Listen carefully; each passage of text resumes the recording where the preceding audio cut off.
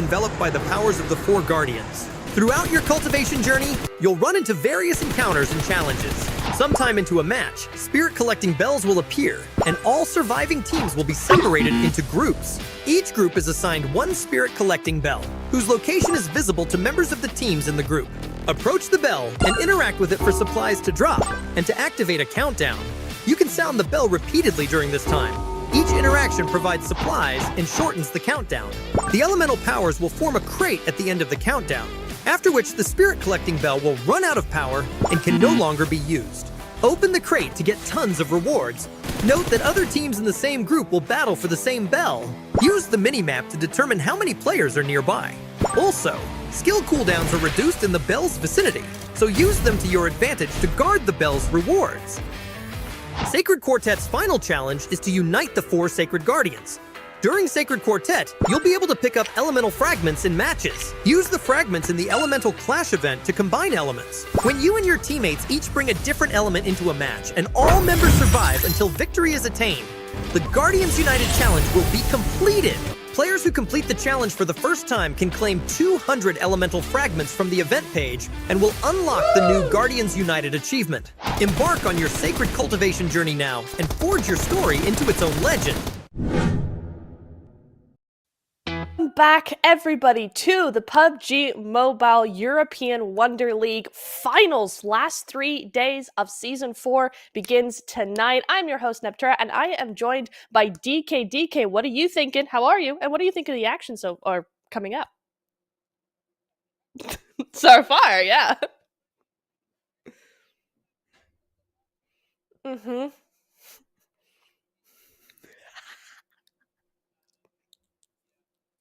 See, I had to try the whole Neptura move. No, don't try it. To see how it goes. Yeah, I commend it. It's not ideal, but yeah, I mean, you were asking about the games. The first few matches that we've seen here already so far today. I don't know which those are that you're into, but sure, excited. Definitely gonna have to say that. But so yeah, I think today is gonna be a pretty crazy day, right? Because we've made it to the red square. Right, it's not a square, it's a rectangle, but we'll call it a square because that's where we are. We've got the grand finals starting today. It is going to be the final 16 teams. And as you can see there, the teams have grinded a bit to get to here, right? Not have they played through the previous 2 weeks, but they've also had their own regional qualifiers, right? So a very long process to get them to where they are today.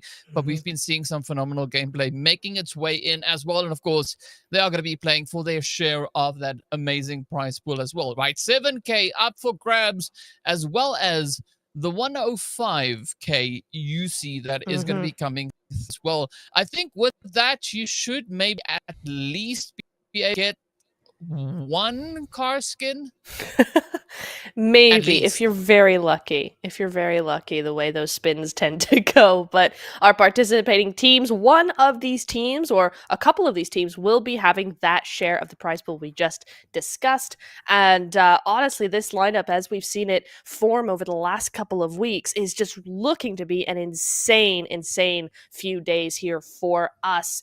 I mean, Galatasaray at the head of that list, right? And we have to talk about them a little bit because this is the team that is the reigning champions. They've won 3 out of our 3 seasons out of our kind of 4 seasons, 3.5, and they are looking to continue that trajectory and win once again in season 4. So definitely one that we have to keep our eyes on. Yeah, it's going to be interesting to see what the response of the opposing teams are going to be because, as you said, right, they've got 3 titles under their belt already. But as we've seen coming through this past week, things could definitely look to take quite a bit of a change. Looking at the pacing, the flow that we've had come through from the competing teams, I think that Galatasaray still make it into the top 3 at the very least. But I think that there are going to be quite a few strong contenders coming hot up on their heels. So, yeah, I'm in it. I'm ready to see how these teams are going to look to amaze us with their gameplay here. And of course, as we know, we are going to rotate through the tried and test map rotation. We're going to start with Erangel. We're going to end with Erangel, and then we're going to cram a whole lot of sweatiness in between as well.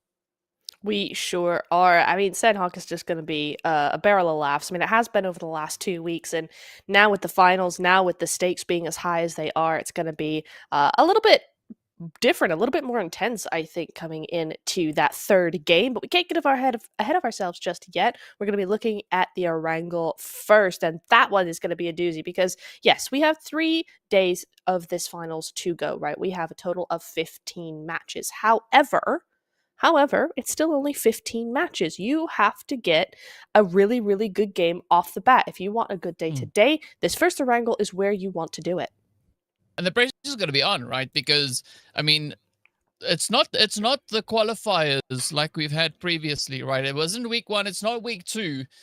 We're in the serious business now. So I'm looking forward to seeing what kind of flow, what that kind of pacing is going to be coming right out of the gate. Are we going to see the teams play a lot more of a how can I put it?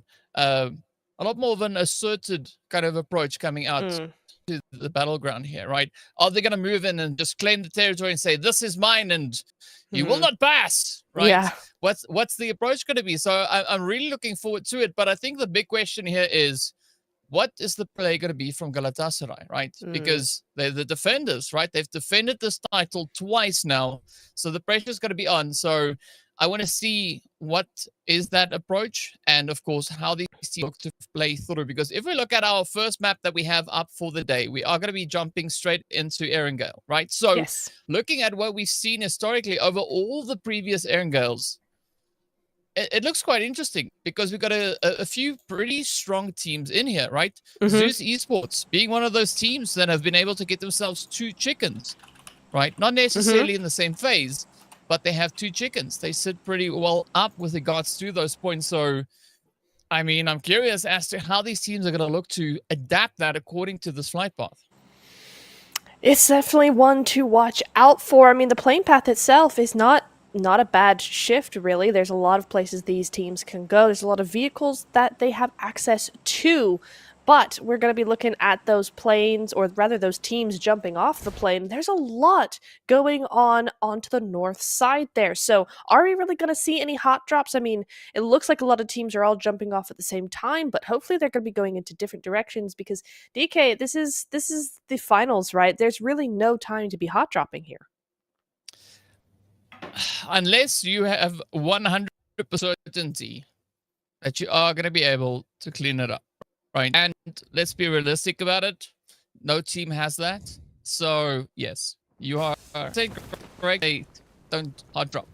Kind of just keep away. Right. Just go to where you know you can get your loot, get yourself started, get yourself situated, and then play it up from there. But we are looking at a little bit of something heading over in towards Malta. So, yeah, also over on towards Novo. And the zone is going to allow for quite a continuation now to come through there. Even Yasnaya Polyana is going to be pretty hot. It is, yeah. And I can't decide if this zone is good or bad for these hot drops, right? Because in one sense, you go, well, now they have a chance to kind of fight it out at their own pace. No one is rushed. They can kind of do what they need to do and what their plan is. At the same time, though, I kind of don't want these hot drops to happen. I don't think they should be happening. I mean, if they're going to happen, yeah, all right, fine. The first game of the finals is the time to actually get all of that out of your system, right? At the same time, I kind of want that zone to be a harsher one for them so that they don't have time to do this folly, to be foolish here, and they can just, you know, kind of go, oh, okay, that's not going to work. We got to get to zone. We got to do what we need to do for the rest of the game. And then everybody else who's watching can go, phew, crisis averted.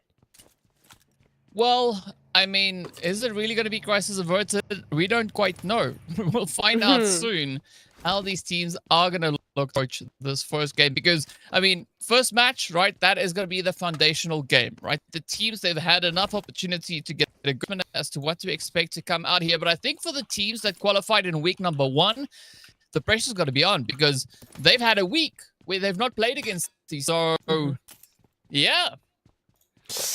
There is that, right? There is that time away, and we last saw all of these teams, what was it, Wednesday? Last Wednesday? So yeah, it has been nearly a week, and some of these teams didn't even play against each other. So there is also that as well. So we will see how that all works together. We've got a few teams already with a little bit of that health drop, but not significant enough to really mean that there's any sort of fighting going on just yet. Matesha from AOR silently using that bike to get around, and we saw a lot from Matasha, but also a lot from AOR silently, particularly towards the end of that phase 2. We saw a lot of this step up coming in from them, a lot of eliminations, a lot of placements. So I'm excited to see what they've got going on for them in the coming days. Well, we'll find out pretty soon exactly what for them. Surprisingly enough, though, we're not seeing any crazy engagements, right? So those hot drops were more like drops, maybe even lemon and herb drops, right? Because it's not that aggressive. Everybody's kind of keeping their space, keeping to themselves, making sure that they don't necessarily upset themselves right here. Because, I mean, the only player or the only person that could be upset point is yourself and the rest of your team. So I think the teams are making very wise decisions for the time. But I'm going to be looking forward to seeing where this rotation is going to take the teams. We've got about 4 minutes and a bit of change left. That is an eternity in PUBG. So I want to see, are we going to have some proactive plays coming through, teams looking to try and get themselves strengthened, or maybe even set up a bit of a stronghold position up towards center zone? Or what are they going to look to do here? Maybe come in with a bit of a, I don't know, predatory approach, look to go farm some early eliminations, maybe just try and, you know, eliminate a few teams early on. Like, what is the approach? I think for them, it could also be sort of an avoidance of Pachinki here for Goat in particular, right? If you look to this position where they are, Galatasaray probably, in their minds, are already going to be spreading out across those hills, across any sort of Pachinki area that they can get their hands on. And so it might be that Goat and Victa do kind of decide that, hey, you know, a run-in with Galatasaray right now is not the best idea. We do not need to give them any sort of leverage that they can use as momentum towards the rest of the game and the rest of the lobby. So I could see them trying to do a bit of a wide wrap around them. But other than that, yeah, it is going to be interesting to see what kind of that approach is for them. And we're starting to see a lot of these teams now move into zone. I mean, Galatasaray do have that big spread, but it is more of a 1-1-1 as they try and move over to Potato Hill further into zone. So we'll see how that goes. A lot of cars are being used right now. You can see that certainly in OC's Dreamcore case that all 4 of them in those vehicles ready to go. Yeah. Now it's time to roll. Yeah. Teams get themselves moved up and spread out, and well, now they're going to start cramming on in. It is going to be Zeus that could be on the receiving end of a bit of a welcoming party, as we do see OOC now just rolling on through.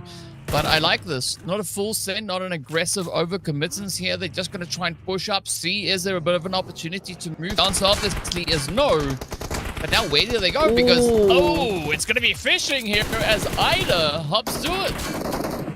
I'd have hopped to it the entire last week or so. In phase 2, they really stepped up here, and you can see them continuing to not hesitate at all to get into one of those fights. Unfortunately, in this case, it doesn't seem to have gone their way particularly. OC Dreamcore have lost 2, but they are back in their vehicles. They are ready to go, and they're ready to take that last player out. Yildiz is looking for something here, and I don't think she's going to get it. And surprisingly for both parties, I think that's going to be Ida out of the game in last place, in 16th. Yeah, I mean, that's our first team to go out right here in the finals. At least they do make their way out with those elims, as we saw. OSC also managing to secure a few, but I like the fact that Fenerbahce also poked and prodded and snuck a few cheeky elims in as well. But this comes now to the next bit, where this team is going to look to push in. And I'm especially looking over towards Goat as well as the Wildcats, who we still have over on towards that western side, out in the blue. As we know, phase 1 is not going to be too crazy with regards to that blue zone damage, but they need to now get moving, because once we head over on towards that eastern side, everybody else will have had the opportunity to get situated. It's interesting that AOI Silently have clocked this early on. They're looking for that. I mean, the top of the hill is not a bad spot, actually. It's a really, really nice little playing area, but you did hear those vehicles, and so they are going to be cautious. And it's good to take this sort of caution, particularly in these first few zones. As we saw with OOC and IDA, you don't want to go out very early. You don't even want to lose players very early. I think this game for many of these teams is going to be very much a setup for how the rest of the day and perhaps even the rest of the event is going to go, right? You do not want to be losing teams early or players early. You want to be as strong as possible in that first game to set that precedent and set that mindset and go, right, this is what we have. We have top 5 in this game. We can do the rest of the game now with confidence. So I think you're seeing a lot of caution for that reason, and that's a good thing. I mean, we see also Fenerbahce not going too far there, getting those reses, trying to get those knocks, and might even confirm, but that's Tiam, a team that we've both looked at to do very, very well here and really could use to do well in this game. Well, let's see if that is the opportunity that they'll be presented with. I like this aggression also coming through from Jay. I believe that they might have been holding back a little bit with the performances that we saw in all the previous Erangels. So yeah, I want to see if they're going to maybe look to play a bit of an upset here, because Fenerbahce, they were only able to secure themselves 4 placement points on Erangel. That's all they got. That's interesting. The current pacing, I hope at least one team is going to change up considerably. And if we compare that to the team that we have sitting right up at the top, OOC Dreamcore, right? They got themselves 31 placement points and 51 nations across all the previous Erangels. So they've definitely set the standard. They are, of course, our best performing team overall when it comes to this map.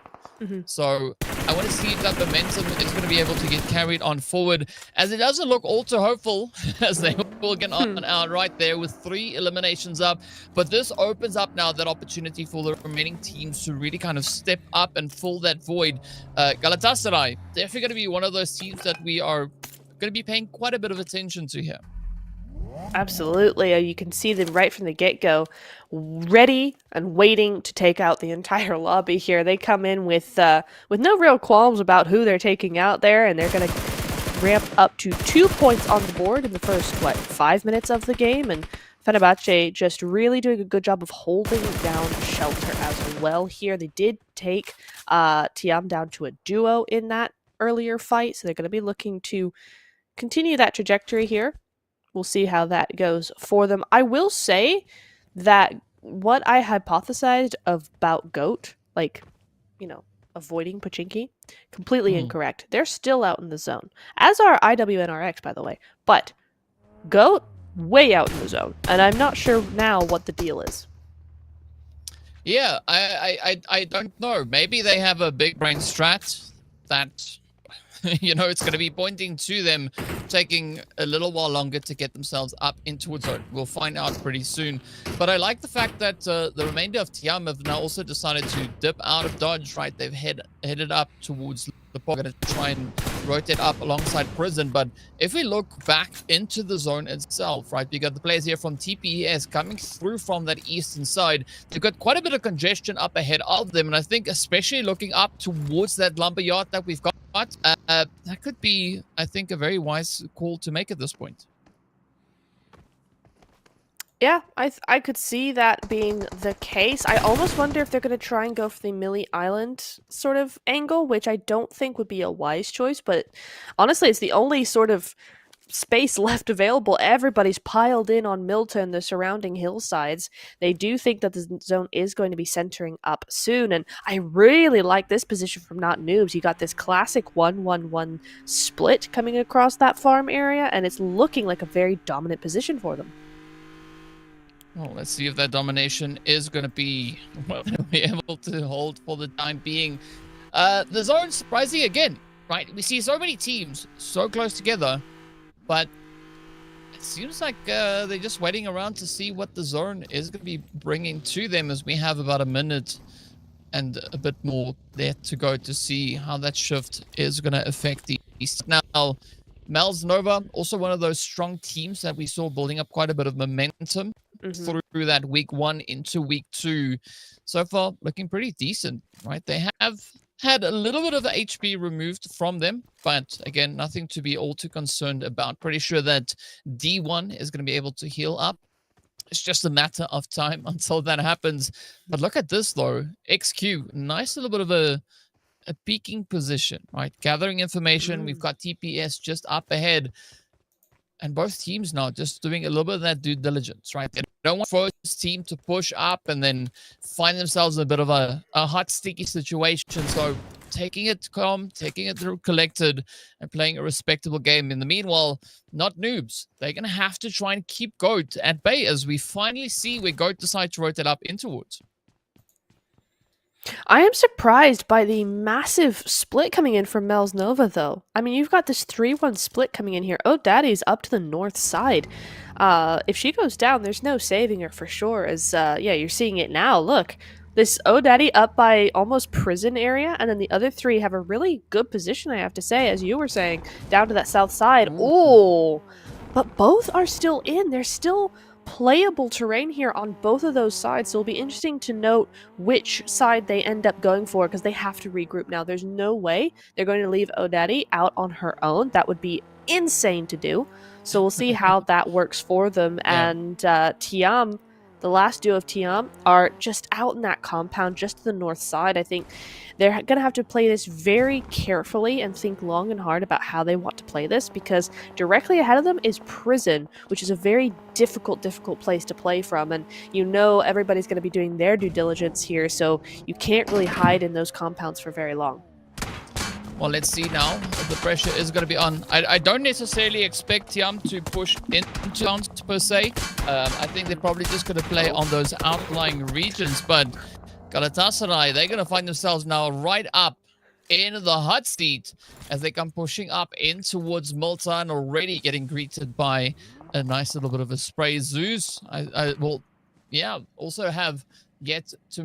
We've got several teams now held up in the vicinity. I think Zeus are going to maybe receive a little bit of that pressure as we do have them just slightly further up north. But Galatasaray going to be trying to just explore their options to see what is available for the taking. But this is going to be go time, as we can see up in Malta, though. Things are really starting to heat up. R8 also just getting right down to business, trying to clear it out.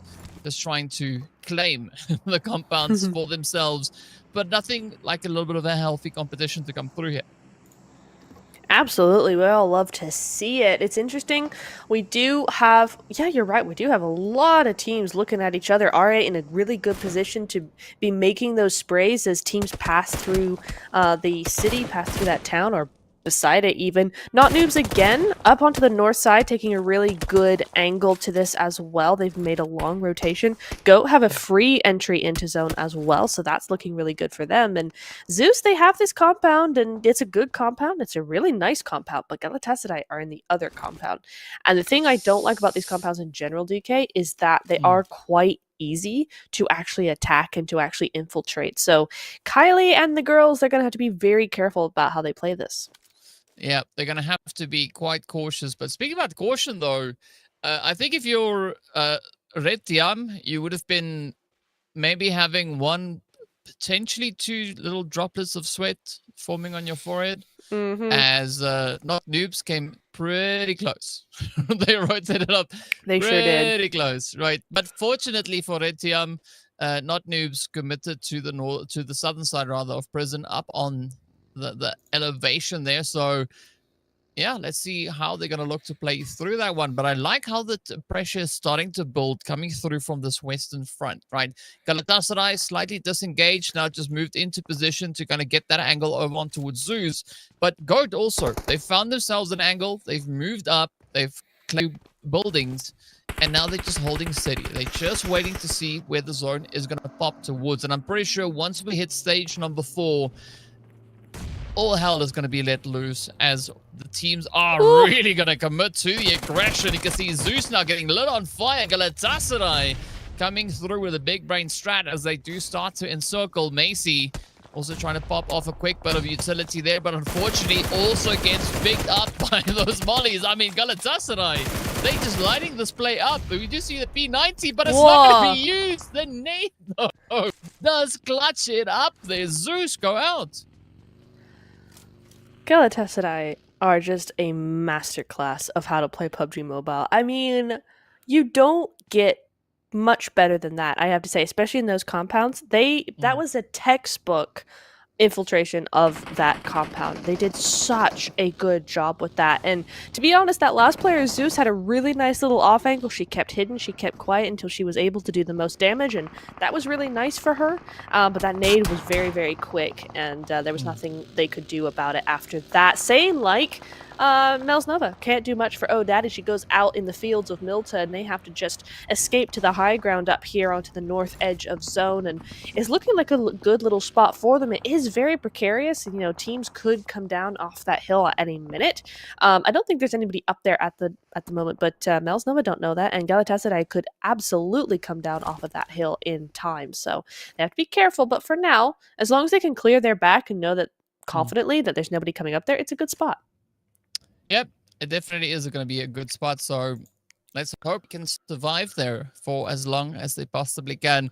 I'm going to be looking down into Multi itself, though, to see just what's going to be happening, especially with not noobs still having to apply themselves up in towards the zone.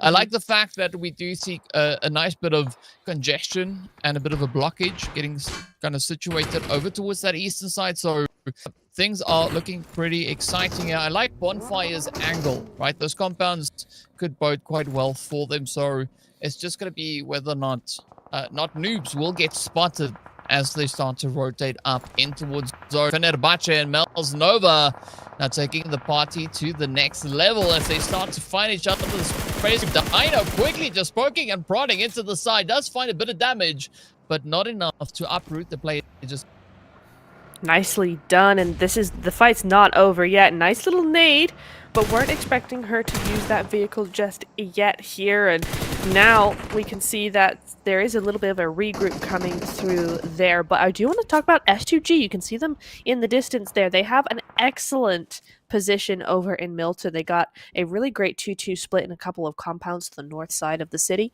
and that's a very dominant position. They can both look at what's going on over in the city and over in what's going on in the fields as well and up that hill. So nicely done there. The zone moves down away from that north side, going down to the south and favoring that city, and not noobs here just trying to find any sort of ground in the zone, and it's just not working.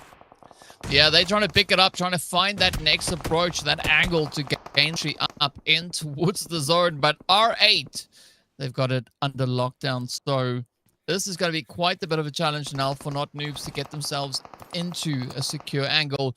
But they kind of don't have much of a different choice here. They can't move west. They can't move to the east. They are very limited in where they find themselves now. But that just, you know, the name of the game, moving into stage number 5. So, yep, the pressure is on. I like the fact that we do have more teams now continuing to kind of just further and further afield. We got Lighter Esports, we do have them up onto the north. Red Team, unfortunately, are going to be packed up and shipped out as they are the team to leave in 13th place. Been able to find a single elimination either. So, not necessarily the best start to the game here, but we still have 4 more to go, so a lot of opportunities to try and kind of make up for that. I like it that we are seeing more and more explosions now, finding their way in, as Galatasaray do lose their first player, but still holding quite a bit of a position here on towards Mel's Nova. They sure are, and again, this is the team that I said, Galatasaray could definitely move up over that hillside. They could do something here, and they have, in fact, done just that. And Mel's are actually particularly split out here, which makes Galatasaray, their trajectory very easy here, and they're not even going to bother. They're just going to go straight through into town, favoring that zone as the zone starts to come in. Now they've got 30 seconds until it does, and Execute goes out to another team entirely here. So now we're really starting to see all this chaos, DK, because now our 8 are trying to come in. Mel's are down to just a solo. There's some fighting on that eastern side and the western side, and who's that trying to come in after all this time? I think that is, let me look, hang on, I'm looking, not noobs. Not noobs, who have continued to have a lot of say in what goes on in this zone. Yeah, I was waiting for the loading. Please wait. Yes. But it was close enough. Galatasaray also now getting just absolutely obliterated as they find themselves in quite a bit of a predicament. I like the fact that are trying to take it to the next bit here as they do find themselves those plays, and we are slowly having these teams reduce in numbers. I also like the fact that TPS will hold to the angle that they had, right? They made it so challenging for Galatasaray to bring that rotation in. As you can see, Tofida just off in the distance, just narrowly managing to survive. But now, it's going to be up to Bonfire if they can get themselves all the way back over towards that far western front. And it's going to be quite a bit of a hurdle for them to try to overcome because we still have 10 teams alive in the zone. God. 10 teams? I mean, we're still double digits, 23 and a half minutes into game. It's kind of crazy compared to what we've been seeing in the past, and that zone shift is really telling these girls to get a move on because this is going to be crazy. All this field area is going to be in the blue very, very soon, in less than a minute most likely. So they've really got to get their skates on here, and you're starting to see R8 Sapphire do what they need to do, make that smoke train a reality, and move on in. But Bonfire might just have a word or two to say about that. They've got a great position here. It's unfortunate they have to leave it so soon, and a good spray just misses the mark a little bit there, but that's all that they need. There's no time to waste now. 15 seconds to get into zone. They're all in their own vehicles, DK, because there is about to be a lot of sprays. Yeah, but a wise decision being made there by them to come through with a rather hasty rotation, right? Not expending too much time. Trying to fight it out for teams that are also trying to rotate on up. But, of course, now this does put them at the mercy of S2G that have locked down the eastern side. They still have to contest with quite a few teams looking to move on through. We do see Gucci now receiving a bit of that, a bit of the utility. Just popped on through the window. S2G rather looking quite comfortable in this whole situation here, right? Not all too frantic, very focused. I like this approach coming through from them, but it's not over just yet. They still have 3 players to try and make the most with here, and the zone is just getting smaller and smaller as we've been taken down to 7 remaining teams. Galatasaray still going to be holding on, right? Not out of this match just yet. Seren, though, getting traded up as Lara comes through with a beautiful bit of a strafe. But now, this is going to be go time. S2G need to fortify, recollect themselves, and get back to zone, because in the next few seconds, that blue zone is going to start moving up. They're trying to take care of business, but Lara being absolute nuisance, and Aura comes through, just trying to clear the air. Really, really great response from S2G, and R8 gave them a run for their money and gave the rest of the lobby the run for their money too. 9 eliminations going through to the lobby with them there. Really good start. But we go over now to the remaining teams, top 6. One of those teams is Bonfire, way out in the zone, having to tank a little bit of that blue just to get a little bit of time on their side to move forward with these smokes. And thankfully, I think Goat are going to be the only one really looking in their direction. Seren might see him, but that's a great reaction from Purple. Super quick to take her out, take her down, and get across. But no, not going to be enough. S2G's response is just as quick, and Purple will be going out here. 5 left. I mean, this is still a very impressive performance that we have coming through from our teams. Everybody stepping up to the plate. The Wildcats are still holding on steady with their 2 players. And let's see who's going to be the ones to push it all the way through. Goat actually also playing a very good game. I mean, the teams that have made it straight into the finals, right, they were super aggressive on this map within the first week of gameplay. And we can see why they've got those direct qualifications, right? Because they can just keep the pushing going. As Goat, I mean, 1 player left and they are still in contention. The Wildcats also going to try and do exactly that. Of course, they've been able to get their hands on that winner chicken dinner previously. See if this is going to be a repeat play for them. Oh, look at that, though. Lina just says, thank you so much, but we are going to look to lock it in as they focus over onto the side of Goat. I mean, Leora was trying to sneak in, and they were just like, nope, it's not going to happen, not yet. Yeah, that was denied emphatically there, as this might just be denied here. Oh, wait a second. Go Invicta, come in with the clutch, a 1v2 at least, if not a 1v3, to take the entire win away. And this is exactly why field zones are the best. Field position doesn't necessarily mean you're going to lose against a compound, because eventually they got to come out of that compound and you can get them. So well played there, GOAT. Yeah, I mean, that was they were just the goats in that game. They were, right. Yeah, absolutely amazing play that we had through from their end. But looking at just how active were, it's not really too much of a surprise to see that kind of performance come through from the side of GOAT. Right, they've been active this entire match, not necessarily going over and above, but keeping that consistency going all the way to the very end. So it paid off, and it paid off with dividends for them. A glorious winner chicken dinner coming through.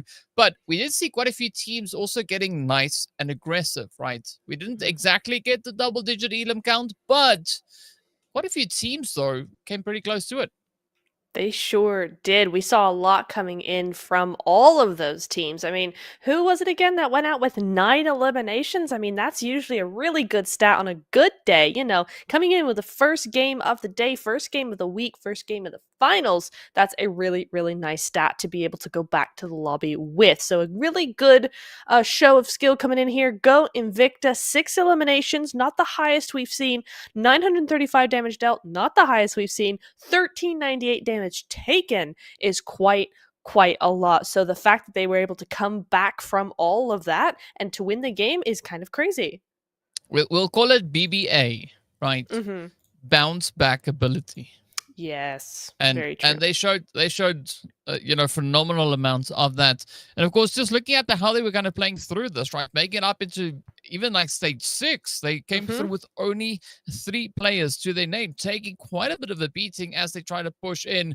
But of course, we did have quite a bit of those long range hits making their way into this game, as we do see Fenerbahce clutching it up there with a 341 meter hits, and that's pretty dang impressive. And I mean, looking at these stats, utilities were kind of the name of the game, especially taking into consideration that we moved out into the fields, right? It explains a lot of that. And Lara, going to town with 7 eliminations. My goodness me, I think we all know what's coming in now. Ding, ding, ding, bell of 1,000 damage. Lara stepping up for the team, and R8 doing a lot of work there. And R8 was the team I was mentioning with 9 eliminations. So even though they only got 1 placement point, that's a double-digit point game to set them in that top 6 spot. And in fact, they're not the only ones to come in with 10 points out of this game. Galatasaray and Lighter as well were both in that bracket, but GOAT coming in here with 16 points is looking very good for them. Yeah, it's not often that you see double digits extending all the way down to 6th place. True. Right? What a crazy match it has been to kick off the proceedings right here for the finals. And of course, our players to watch, right? As you can see, teams now starting to vie for those top positions. 7 eliminations, 4 eliminations, 3 coming through. Yeah, those numbers are only going to go up. And I'm curious to see just how far up those numbers are going to look to go.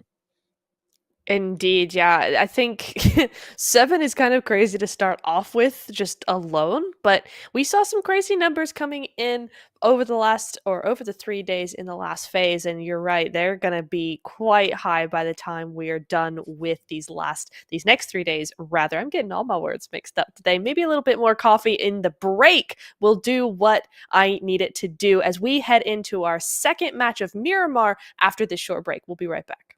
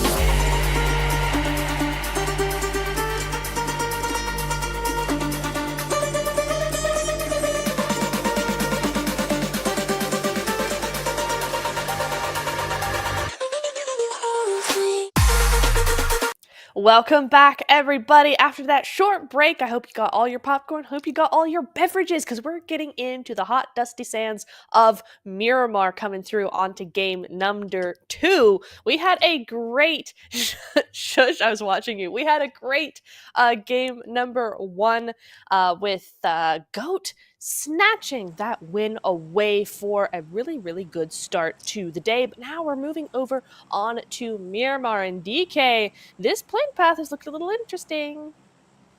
Yeah, the games are numbered, apparently, as we are going to be making our way through. See, I said before we came on air, I was going to wait for you to make these blunders, right? Yeah. And you said, oh, it's not going to happen. Well, let's just everybody, can we all take a moment to remember that DK's mic was muted in the beginning of the show, so let's just all remember that while he says this. I'm just following your example. So speaking of which, though, we are going to be looking onto that flight path. I got to say, though, it's a fairly decent one, right? It's almost perfectly horizontal. It's not often that we get to see that come through. I think especially where it is situated between El Azhar and El Pozo, I think the teams are going to look to be quite happy about that. We don't necessarily see teams overly committing to going through to that far southern side, like as we know, into Partona and, the surrounding areas. But the big kicker here is going to be that zone, right? And I've just got a funny feeling that we are potentially going to be in for a bit of a surprise, right? It would be a zone that I think you're going to call a hard shift. That's what I might think is up.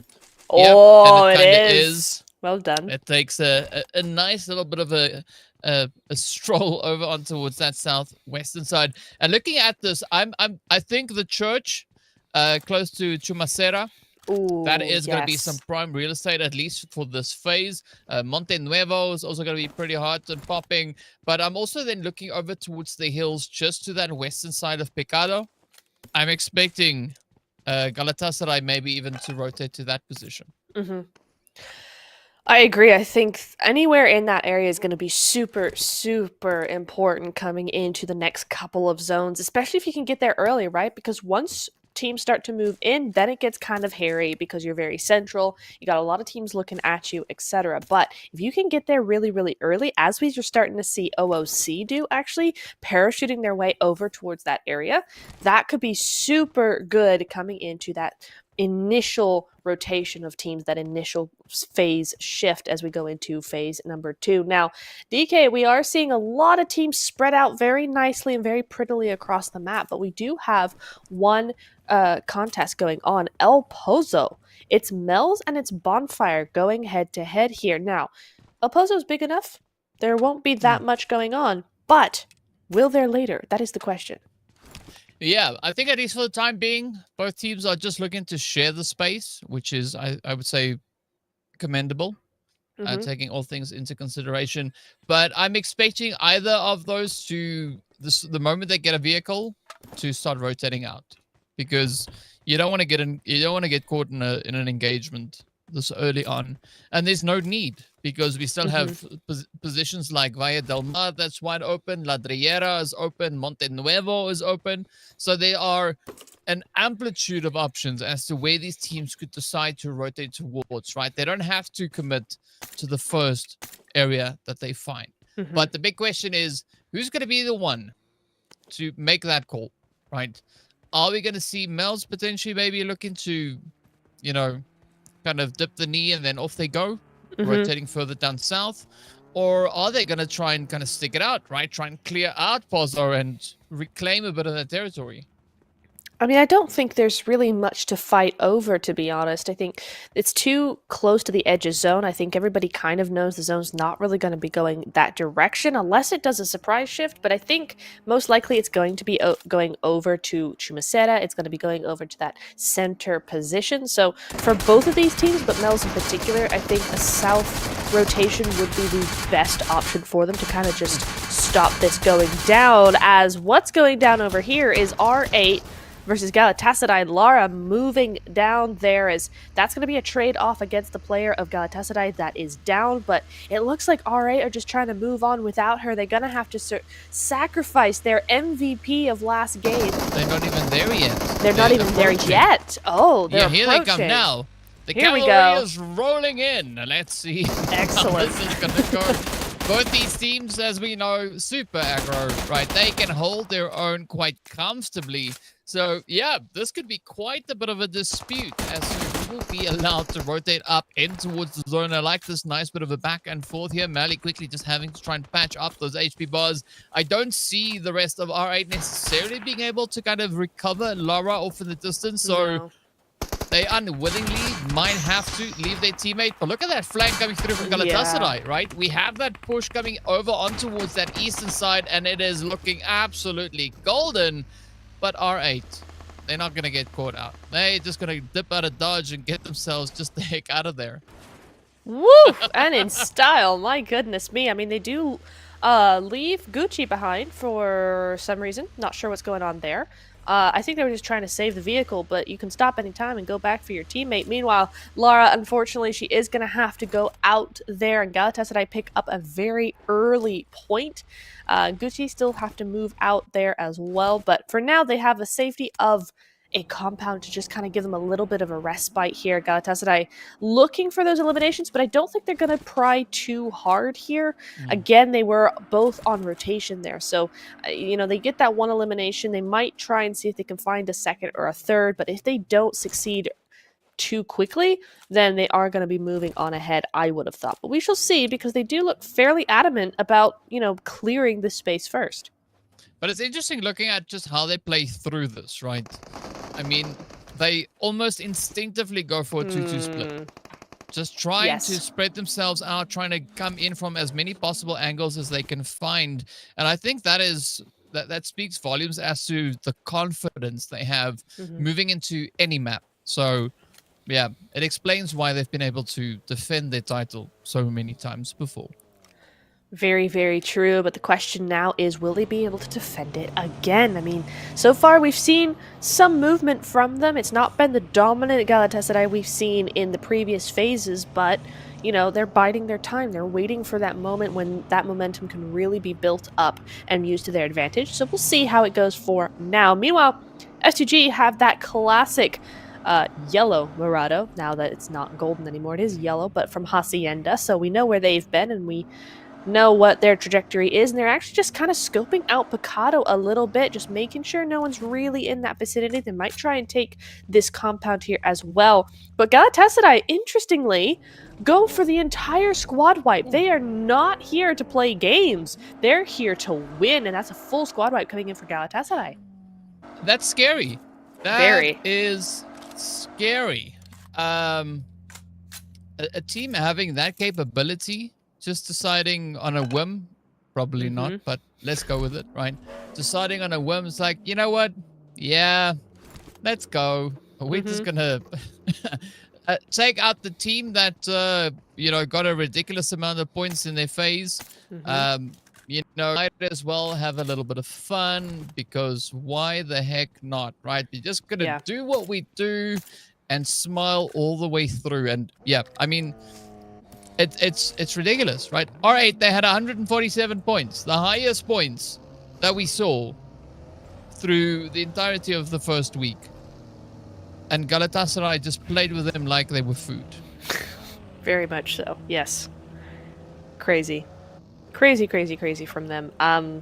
But again, it's nothing that we haven't seen before from Galatasaray, and we will no doubt continue to see in the coming phases, in the coming games, as well as we see the new phase pop up.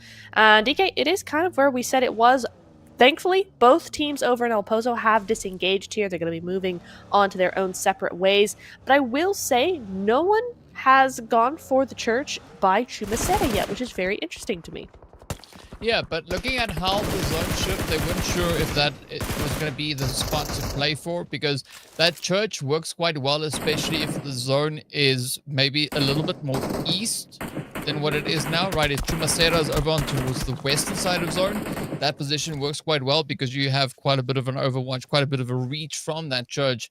So looking at the teams that we have funneling in from the eastern side, yes, it could still be quite a viable spot to play off of, but with limited options, I would say. Fair enough, fair enough. Lighter. In the top spots in the Erangel game, they were pretty high up there, and they're looking to do the same sort of thing again. Not noobs up onto that hillside, having a little bit of trouble, and Elena's going to be looking for those eliminations, which I don't blame them here. This is actually a really nice forward-moving play from them, is Elena moving in to try and push out not noobs from this vicinity entirely so that maybe they can go back into that eastern side of Picado and do something with it. A little bit too far, perhaps. They have to be careful of that off angle. And Melina, though, is going to be trying to take this duo out. But again, not noobs have that off angle. They finally start paying attention to it. Yeah, but now we got to see them trying to just condense the overall angle because they are still quite spread out. And this is not the kind of approach that you want to take at this point. I'm, of course, referring to the not noobs. I like the fact that we do have Kiss also just popping up a few utilities, trying to clear a bit of a way, moving up the hillside. But up comes the push. The rush is there. And the S12K comes in clutch. Nothing quite like a little bit of that shoddy action in the CQC. I mean, yeah, it's just insane to watch these players go about the business here, but not noobs.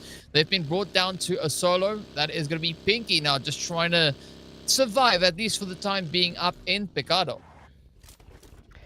Yes, sir. She's got to survive as best she can, but Lighter need to be careful with what they do here. They can't stay out in the open on this hillside for too long because it is very open, like extremely so. And so they've got to make sure that they're in a compound or either at the top of that hill before another team finds them, because you see a lot of movement coming in from these teams, and movement means unpredictability. And so Lighter need to be careful of how they play this next few moments here. Wildcats up on top of this hillside of this cliff, looking very nice for them. A lot of range coming through from this position, so should be a nice one for them on both sides here. Last game's winners, Goats, lurking in the background there. Gonna have to be very careful of them. We know they're good shots. And then Zeus down below. Zeus have more to worry about, I think. You know, there's not really too much of an angle they can have onto the Wildcats, but still, they want to be careful, want to make sure that they keep their heads inside the compound at all times. Ooh, and I'm just watching at Galatasaray lurking, right? They are just rolling all over the place. Now making their way all the way up in towards Monte Nuevo. I'm surprised to see the Wildcats actually holding onto this mountain. This is, of course, where I thought Galatasaray were going to look to rotate up towards, but still a very dominating position to hold here, as you've said, rightly so. But now it comes down to what that zone is going to bring through in the next minute and also as the Wildcats start to take a bit of an engagement here. They've got Goats up on towards the northern side, but in fact, it's actually going to be Alem that will fall instead, right? Wildcats now have to play a defensive position instead of aggressing across the hill. And this opens up a bit of an opportunity, maybe even for the side of Zeus, that are looking to be quite comfortable up in their compounds, but they've now been made fully aware of a team being to their north. So I think this is going to spark a little bit of a more cautious approach coming through from the side of Zeus. Indeed. I mean, Ilum does get back up, and Goat were too far away to really do anything about that knock. So both teams just going to kind of go, okay, all right, we'll take a step back, because really, what is there to be gained by fighting at that distance? Not much. So I think it's really just an information gathering when you scope in like that. AOR, though, over onto this cliffside here. Again, a very alone stage 2, not showing us many clashes on that rotation. We've had one or two, but otherwise not that much here. You see AOR just chilling onto this position. They are fine. They are alone, and they're kind of just running around waiting for the rest of the game to start, and we'll see that game start very, very shortly as the zone does shift, and we see it directly onto AOR, which means that we have gone up to the north side. We're evading Chumaceta completely, and actually it's got Monte Nuevo in it.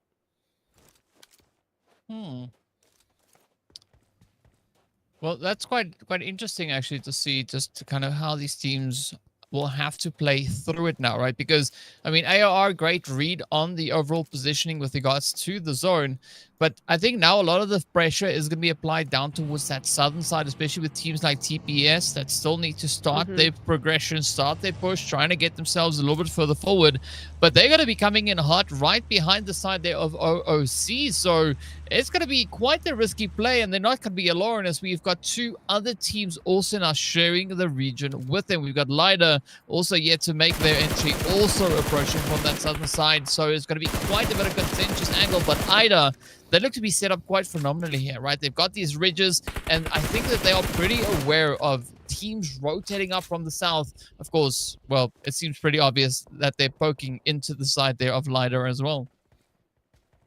Indeed, but I'm also looking at Galatasaray DK. They've just moved into Monte Nuevo like they own the place, and there's quite a few teams that either are in that vicinity or have to move past it. So we could see Galatasaray picking up some major points in the next few moments. But the real concentration of teams is actually onto that eastern side. Yes, there's a lot of teams on the south side, but the eastern side is where we're seeing the majority of the lobby be currently, and Catvane's not looking so good. Saved by Zeus there. My goodness me, only to be taken out by Zeus as well. They went, no, you can't have that point, it's ours. So Catvanes will be going out there to that mini, and Zeus grabbed their first point of the game.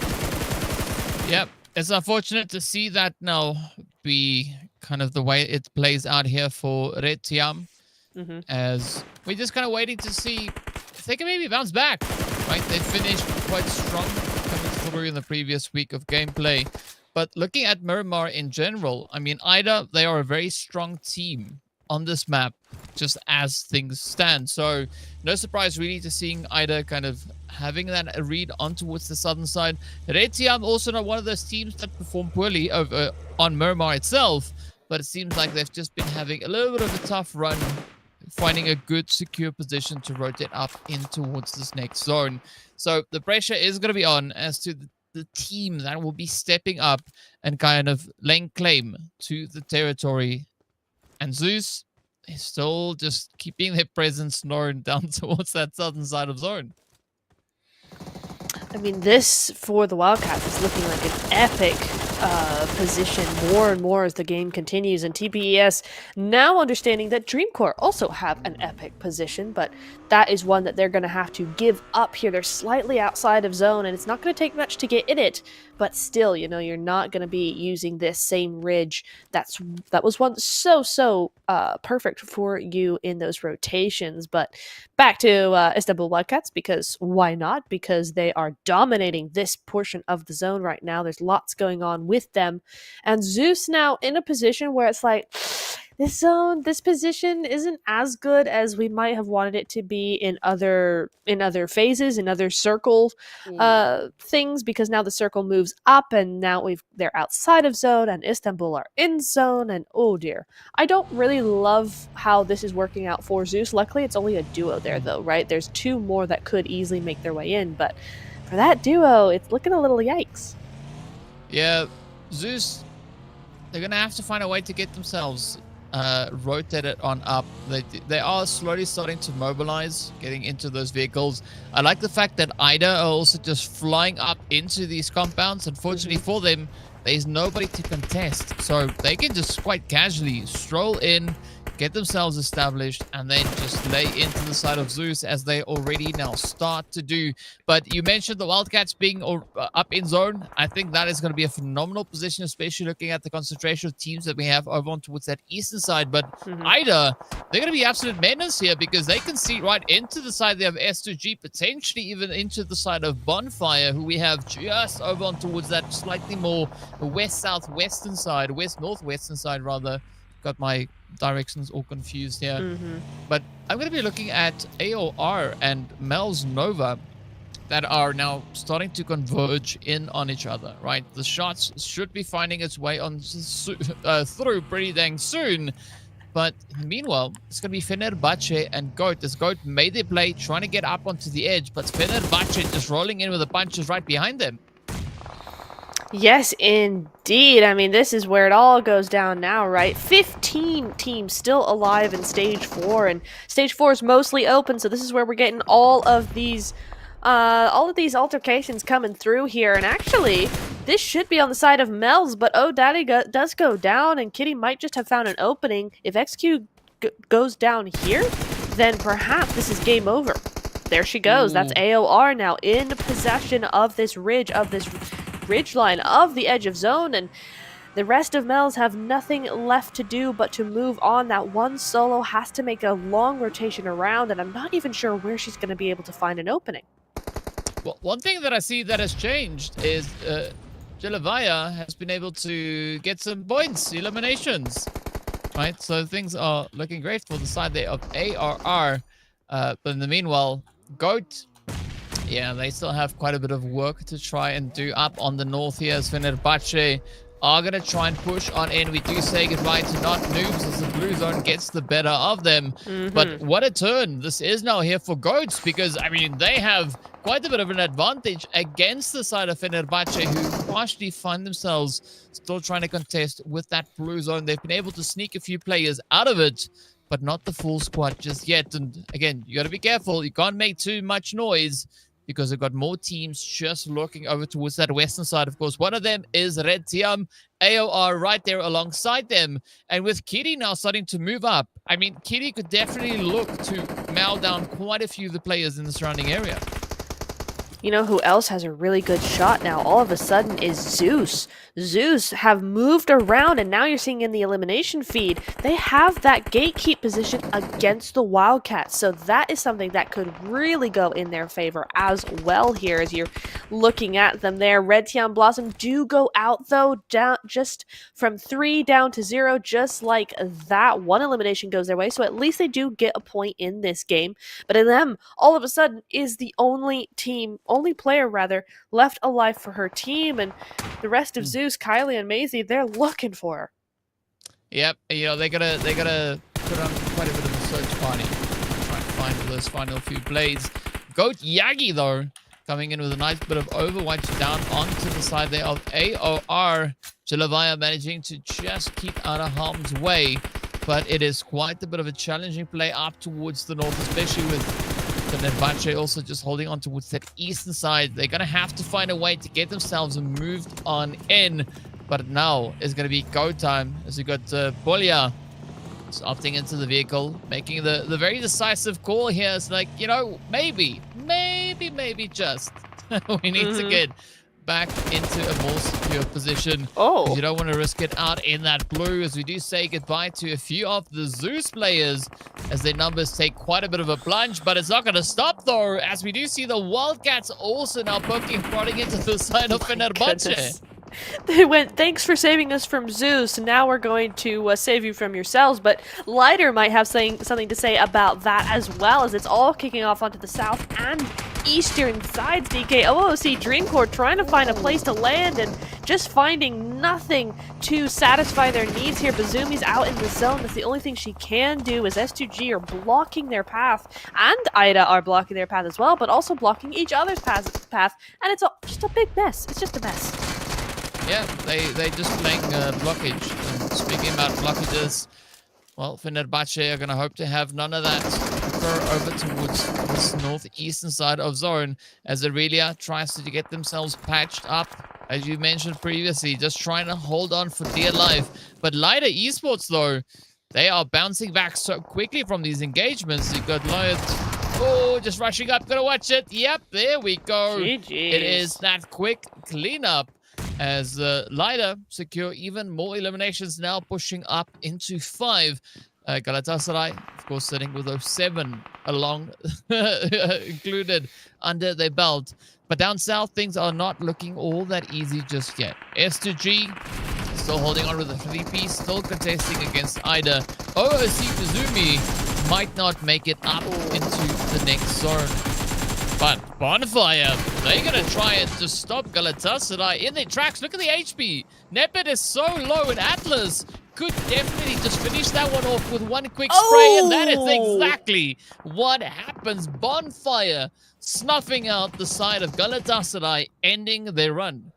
It's not even Bonfire. It's just Atlas. She 1v4'd.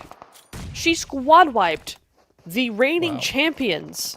Just like that, so quickly, so easily, as Dynasty's down to 1 HP. The blue zone is not going to be her friend in that altercation. She's going to have to go out, but she does get that 1 as a trade, and S2G have to be satisfied with 2 eliminations there. Ida going out, but with 7.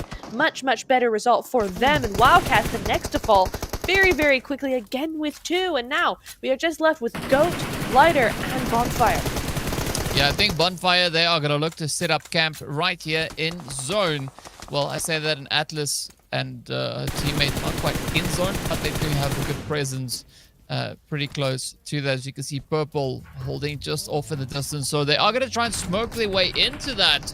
But fortunately for them, right, a lot of the teams are situated towards the eastern side. So that would already provide them with quite a bit of an opportunity to push on forward. But Goat, they're not going to make it easy as they do start just laying into the side here of Bonfire.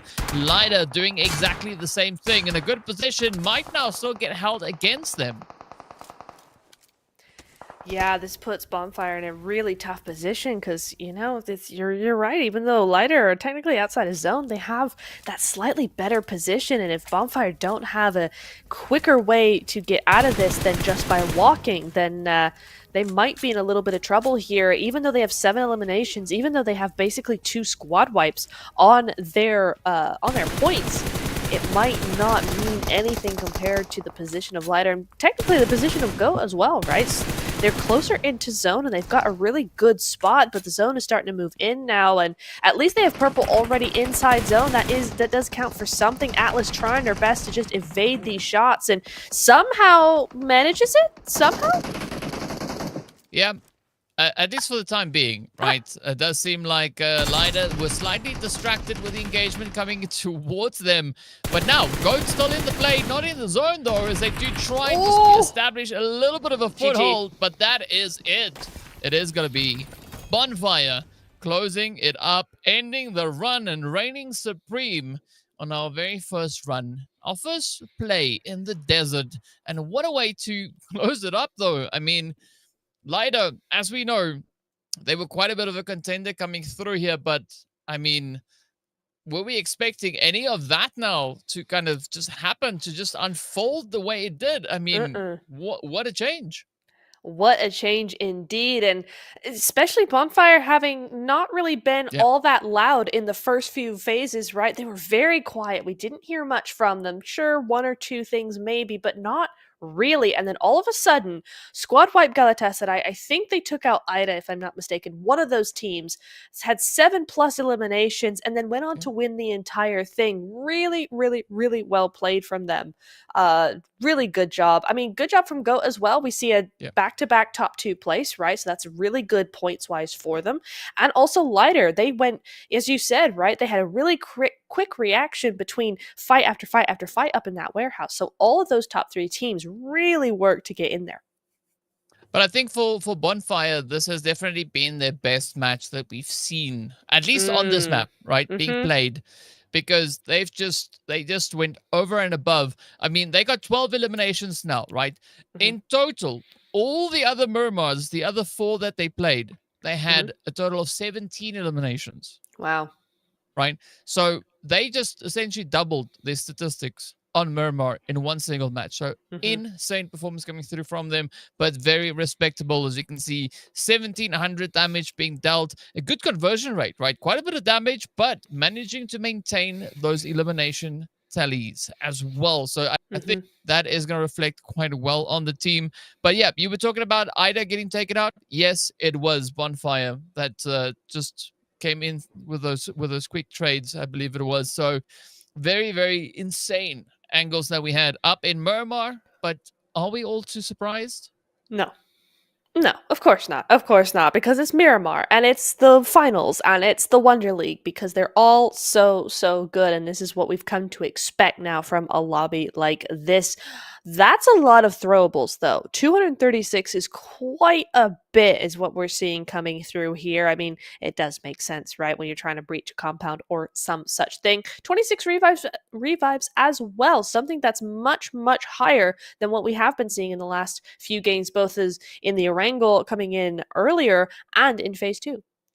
Yeah, but I think that kind of leans in towards the terrain that we have playable on Miramar, right? So, yes, you could get a knock, but you're not necessarily going to be able to get that follow-through, get that completion. One of the players that didn't struggle doing any of that, Atlas, right? Just coming through with 5 eliminations and only 636 damage. So a very, very strong showing of consistency here, and just showing how capable they are of being an absolute menace out on the battleground.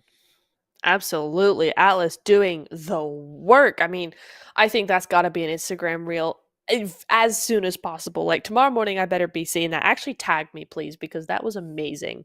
That 1v4 for Galatasaray is kind of crazy. Anyway, 5 eliminations, looking very, very good for her. As you said, the damage kind of is comparable to that, so that's working out for her, and 0 assists as well. Does attest to the fact that they didn't do that much in the early stages of the game, and 22 points coming in for that win is a big number for game number 2, and will definitely set them ahead of the rest of the team, or the rest of most of the team, shall we say, because GOAT still brought in that 10 points.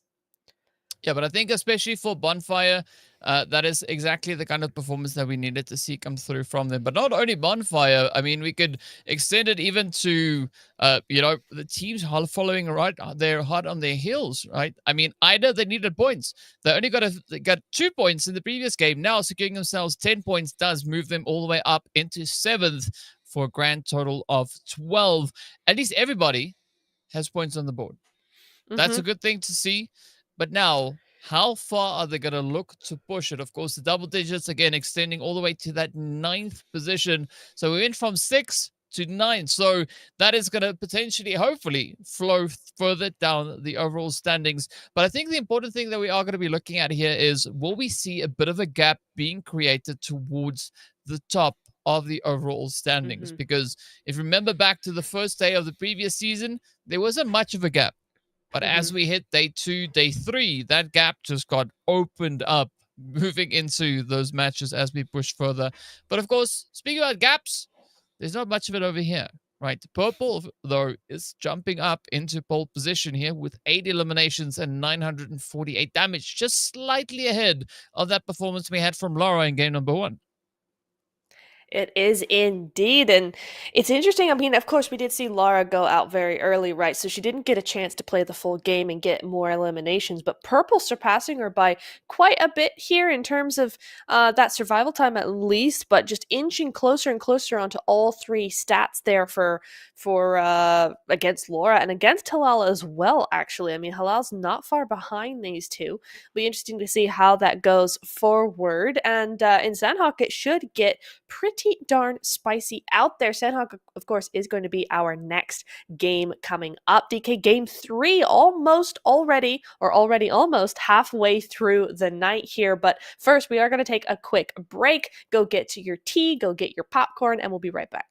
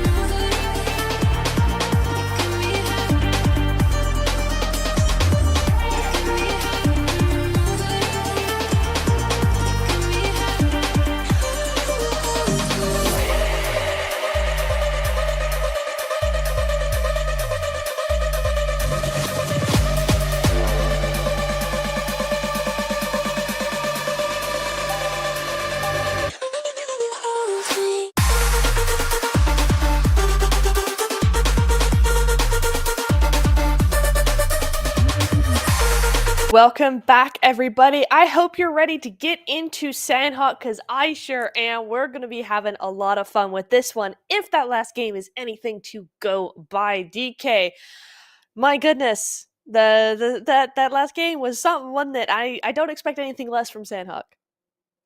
Yeah, it was definitely quite a bit of something, right? The teams just going full on aggressive, just getting everything done and dusted and ensuring that they can bring as much chaos and carnage as they can find. But yes, it is going to be time for us now to take it that one step further. It is time for us now to go rumbling in the jungle to see what monsters will be lurking in the bushes. Galatasaray, for one, they're going to be lurking and searching for those eliminations, as we see them all diving off the plane very early on. Actually, a lot of these teams opting for that southern position, so we'll see how that goes for them. In the meantime, where's that zone gonna go? I don't know. I'm kind of feeling the island, but throughout this event, we have seen that that island finish, or that trifecta finish, or something like that boot camp finish as well. It'd be really nice to see it go to that northern side, to be honest. I'd love to see a Tapma Cacao, Mung Nai as well. Would be super fun to see. But we're going to be looking at these hot drops, because there seems to be quite a few of them. Notably, Kampong, Not Noobs, and Tiam going head-to-head here, potentially. And Tiam been one of those teams that really, really could do with a couple of points. We've not seen too much from them so far. So we'll have to see how that works out for them. Yeah, I was just laughing because I heard you say cow, right? The spot. Yes. But I heard the animal, so that's why I had a bit of a, move. Yeah, I just realized that after all my years in PUBG, cow. Like, cow. That's funny. Ooh, that's not funny though. Oh! AOR. Yeah, finding themselves in a bit of a sticky situation here.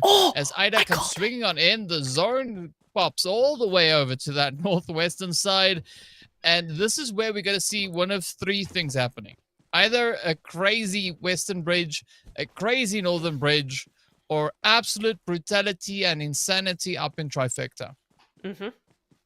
Yeah, that's basically the three options, and there's no other option available to these teams. And for many of these teams who did opt to go for that early exit from the plane right down to that southern side, this is going to be particularly difficult for MEWLS and for R8 as well. OOC, they're already in zones. They have a bit better of a position here. But as we're seeing, There are only 5 teams inside of this new zone out of the 16 that we currently have with us in Sanhok. So there's a lot of discussion that will have to be done amongst these teams, and we'll see how that goes for them. Ida looking pretty confident with those 2 points already on the board. So this shouldn't be too difficult, mindset wise for them. They're going to be going like, yeah, okay, we can do this. This is fine.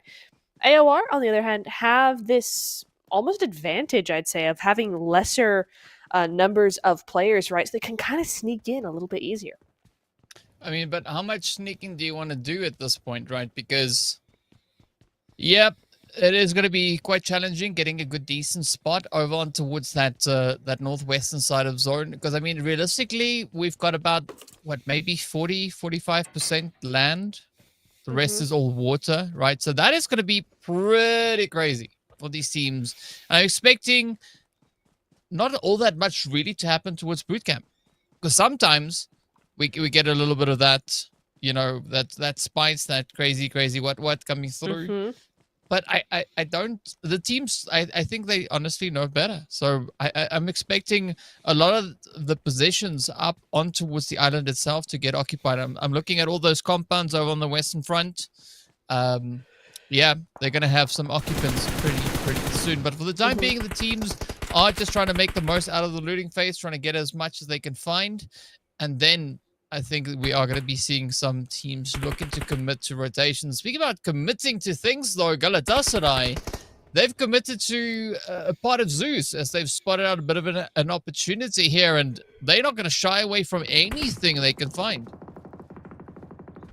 No, they're not. I was looking at that map and wondering how Zeus were able to just get in between Galatasaray there, but we see that sadly they were not able to do so. Maisie's down. There's going to be a quick revive coming through here, and this might turn a little bit of the tide as Zeus have a duo that are on the other side of Galatasaray. I mean, Galatasaray, the kind of team we've seen them be in the past, is going to be a team that will quickly spot that coming, right? But at the same time, still offers that off angle, a little bit of protection from that this rock just cannot afford them. So Zeus might still have a chance here to keep their squad intact. Well, let's see if that is going to be the play here.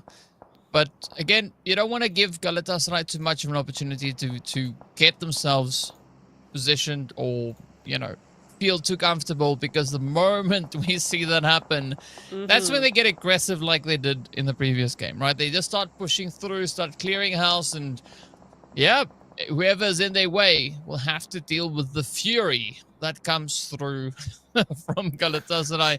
And they've already poked into the side here of Zeus, finding the knock on Kylie, and a quick clean up as well. Again, right, just showing that efficiency. R8 in the meanwhile, they're going to now try and push up towards Camp Alpha, but unfortunately for them, we have already quite a few teams situated in the vicinity. We can see Goat up on the one side. We got OOC just over towards the western front, and now it is going to be go time as the teams start to just really get quite active here, and of course, a lot of opportunity to do exactly that. There is indeed. They're just going to be skirting away. Okay, no, towards OOC here, and they're looking to actually take this compound. It's a good compound to have, but they have so little information and so few players on the board there. Just a duo going through means that that's the end of that duo. Immediately taken out by OOC. I mean, that was easily done just because of the amount of info and the placement they already had there, and R8 are just going to have to settle for 2 there. A little bit of mistake in my opinion. Well, let's see if 2 will do for now, as again, right, still quite a lot of that challenging is going to come through, and it's not going to fall short by any measure over on towards this more eastern side of the center, as we've got Zeus trying to play it nice and quiet, just holding the positions here, trying to see what is going to come through from Bonfire. And I mean, Bonfire going to be looking to keep that momentum going that we've already now see them going to bring through up in the desert. Can they bring it to the jungles? They are going to try their utmost. Of course, doing the due diligence, just cleaning out the compounds as they move on forward. But Zeus, they're going to have to find a way to kind of get out of this play here, because, I mean, this is going to be Bonfire just looking to light it up. And it does seem like that might be the strategy now going here for Zeus.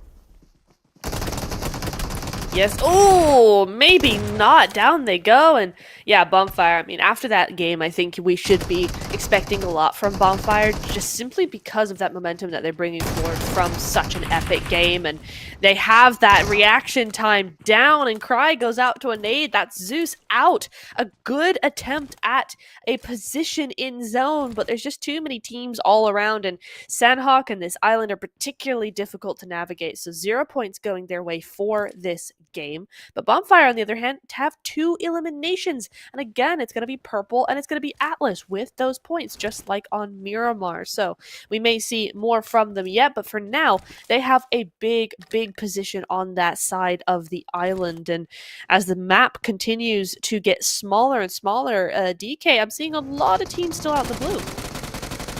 Yeah, I've got a bit of a frown on my face because I'm trying to figure out what is Red Team doing all the way down on that far southern side. I noticed that. Opting for an entirely different map or strategy, or what is cooking? What we know is cooking is going to be Galatasaray, as they've now been able to find quite a bit of a play into the side here of TPS. It's going to be Cupquake, the last contender left for the side here of TPES. And, well, yeah, Galatasaray doing what we know they do. Once they smell blood, it is go, go, go. They're like the runners, but just even scarier. Yes, they really are, aren't they? Almost, you know, shark-like. You know, they got shark qualities to them. They sniff it out and they come for you and nom nom nom. No, I think they train sharks. Oh, they train sharks. Yeah, they show sharks what to do, because what they're doing is just over and above what we can see other predators do out in the open here. But yeah, now it's going to be up to Goat. I think this is a bold position to take, especially looking at Polya. We don't see the rest of the team anywhere nearby, but that's kind of okay, right? Because being up on the mountains, it does allow Goat exactly this kind of approach that they're taking right now, and their players have spread out, trying to gather as much information as they can find here. But I think the big question is, what are they going to do with that info, right? Are they going to look to condense up and then bring a bit of a force onto whoever they deem worthy targets, or are they going to get caught out? Only time will tell. And Dreamcore trying very hard to find something without getting taken out themselves, as these two massive teams look at each other from different compounds here. And OC Dreamcore have to be so careful, because the minute Galatasaray get a knock, the second that they do, it is game over, because that team will be just flooding into the other compound there. So very cautious behavior coming out of OOC Dreamcore, and for good reason. And we're still only stage 2, right? This is only zone 2, and 1 more minute we'll have a smaller zone than this. And this is why island zones are so tricky. It's because that you get all of this water just by the fact that it is on an island, that the zone actually means that there's far less land than there normally would be. And that is the knock that Galatasaray were looking for, and immediately see them getting into those vehicles. It might just be game over for OOC Dreamcore if they can just figure out. Oh, yeah, and that's going to be an immediate reposition there. They're just going to let Galatasaray have it. There is no way they're going to let Bazumi go down as well. Yeah, you want to keep the players up as long as you possibly can, right? Don't want to take unnecessary risk, and I think this is a good decision being made by the side of OOC. But fortunately, we do see Mel's Nova also pulling up relatively close to the side of Galatasaray, so there might still be a little bit of an opportunity for some form of payback or something, right? But we'll see pretty soon how that is going to unfold. In the meanwhile, we are going to be taking a look here at R8 and S2G. Both teams, of course, just holding nice and steady up in towards Hatin. We don't see anybody else really looking to try and kind of cram up in here, and we are yet to see the Wildcats make that decisive rotation. Same could be said for Fenerbahce over towards that southern side, as well as Ida all the way up in bootcamp. We do see Galatasaray also now falling victim rather to a few of those sprays as the connections are being made. But here comes the play now. S2G could find a bit of an angle, but they got to just place that utility so on point.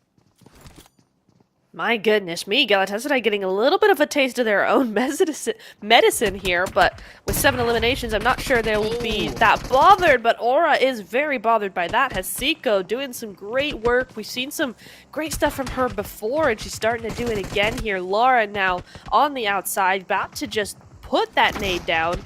And we'll see how it goes, but that is a really nice sneaky angle from the players of S2G, and this is where it all goes down, and this S12K is no match for R8. My goodness me. A powerhouse of a team that have happened in stages before, but they are no match for those shotguns. I mean, as soon as Dynasty has the S12K in hand, run. True. Very much. Just run. That's your best. That's the best bit of advice that I could give anyone. Is if you see Dynasty with the S12K, goodbye. Because we saw what Dynasty could do in the first week as well. It was absolutely ridiculous, but I gotta love it, right? It is pretty insane, and that is why we are here. But speaking about insane, though, we've got an insane number of players looking to get themselves crammed up onto what is left of the playable area on this map. Everybody essentially now is over onto this northwestern island, except for AOR. They've gone for a rotation. They look to play the long game, as we got Jelavaya all the way up north, just chilling out in the drink. And let's see if Jelavaya is going to stay there. The answer is yes. We do, however, say goodbye to Kitty, as the blue zone has done its thing. But now this opens up a different can of worms, as we've got still quite a few contentious teams looking to get themselves secured in this coming phase. Yeah, I mean, poor AOR, it's literally from the frying pan into the fire, right? Because they're going onto the side of Galatasaray and all of these big teams who have been fighting for quite a while. I mean, Carly has 4 elims on her own, and she's looking for more as Tiam move forward slowly but surely, and they're being oh so careful. But if Tofi doesn't tell them or show them that she's there, then they are in for a nasty surprise. Well, let's see if any surprises will be had. You were talking about Tafida, but I mean, not only Tafida, we got the whole entire team of Galatasaray just spread out, waiting, getting ready to pounce, and looking at Kuai and the rest of Red Tiam here. They're not going to tempt fate, right? And I think this is a very wise decision being made by them, especially seeing that the zone is now hard shifted back to the east. So that is going to make things a little bit more complicated, especially looking up in towards Hatin and, of course, those glorious mountains as well. But also still over on towards this bridge, because this is Bonfire now trying to get themselves over onto the island. We've got Ida, we've got Fenerbahce, and a few more all trying to cram on in. And Kauai now trying to play a little bit of that long arm game, trying to reach in, but Galatasaray... Yeah, you don't want to be on the receiving end, and that is where they find themselves, is they do make a relatively quick exit out into the lobby.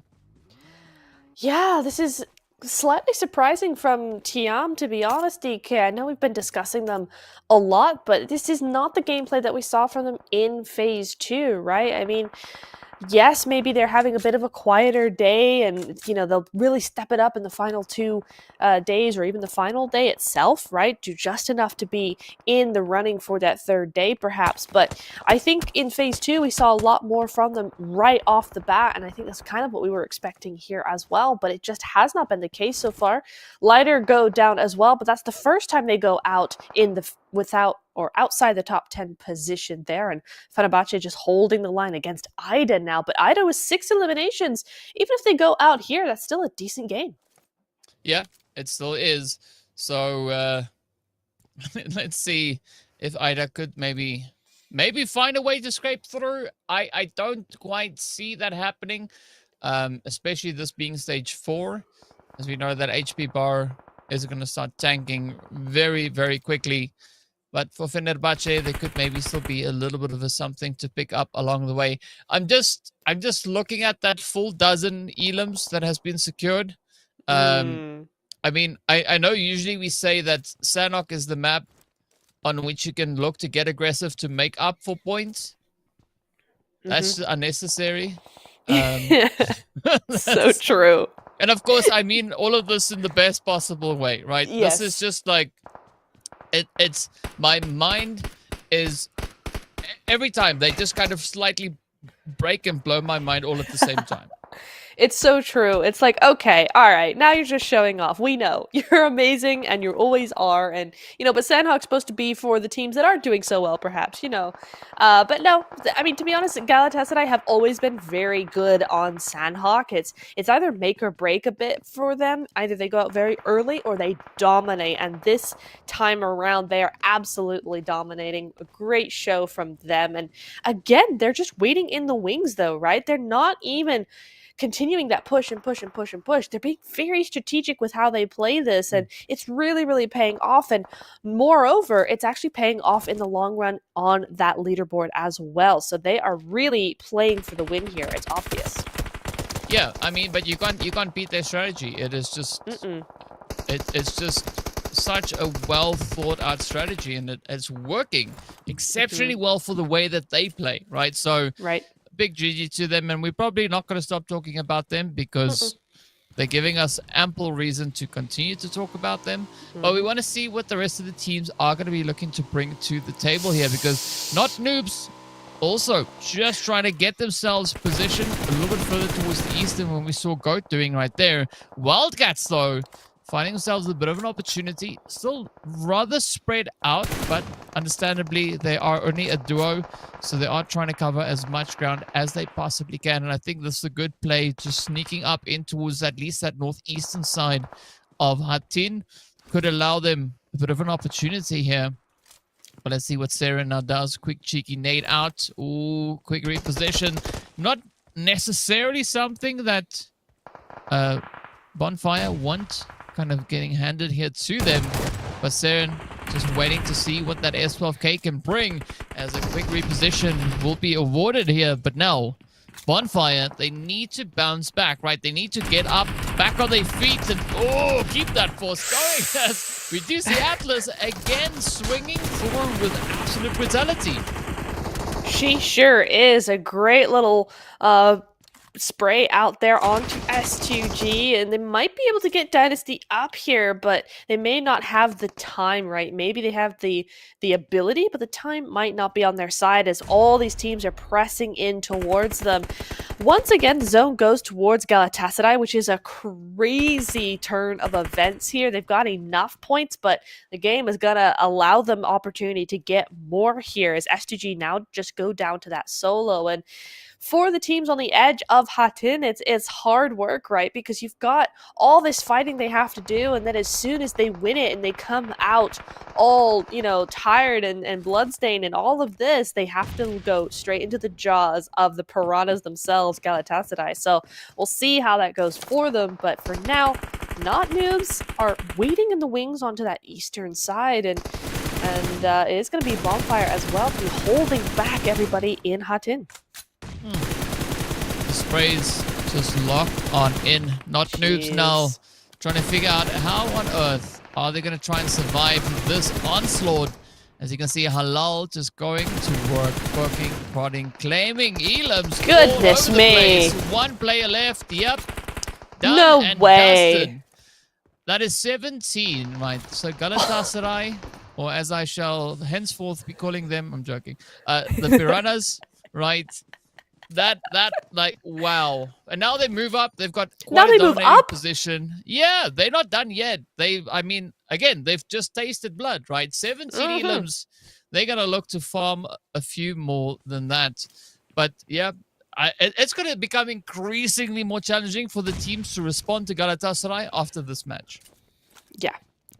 They're running away. I mean, this game alone has them running away compared to the very good rack up of points that we've seen from other teams in the first two games. This is where we're starting to go, oh, okay, so everybody else is kind of just playing for second place, because if this is how they're going to play in the third game of the entire event, and we've still got 2.5 more days of this, it's going to be slightly crazy. Now, we can't get ahead of ourselves, right? Okay. I did just say they're probably going to win. But, we still have 2 more days. It could go terribly for them after this. We will see.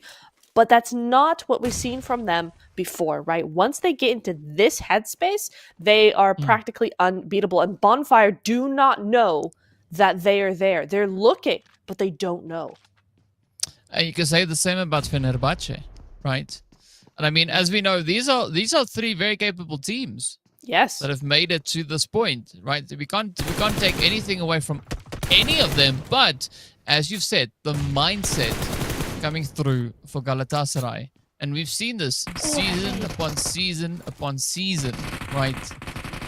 It's just a thing, and it's going to take quite a bit of determination and focus from the opposing squads to pull that one off. As I mean, Galatasaray, like, what's this even? They're like, well, I mean, one player between us and a winner chicken dinner, easy claps. We'll just step it up and, you know, get some more, because why not? Right, a double-digit Elam game, that's not enough. We're going to go over and above and even go beyond.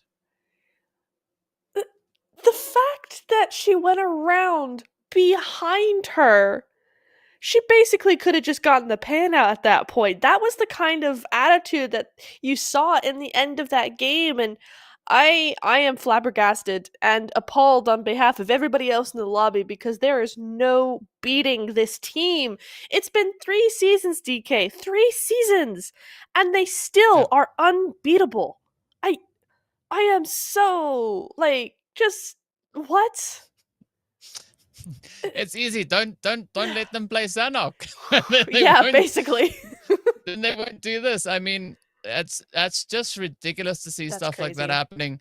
I mean, and you know, full respect going out to all these teams that are participating. I mean, as we know, these teams have showcased that they can play some crazy PUBG, right? There's just something over in that one team that's, I don't know.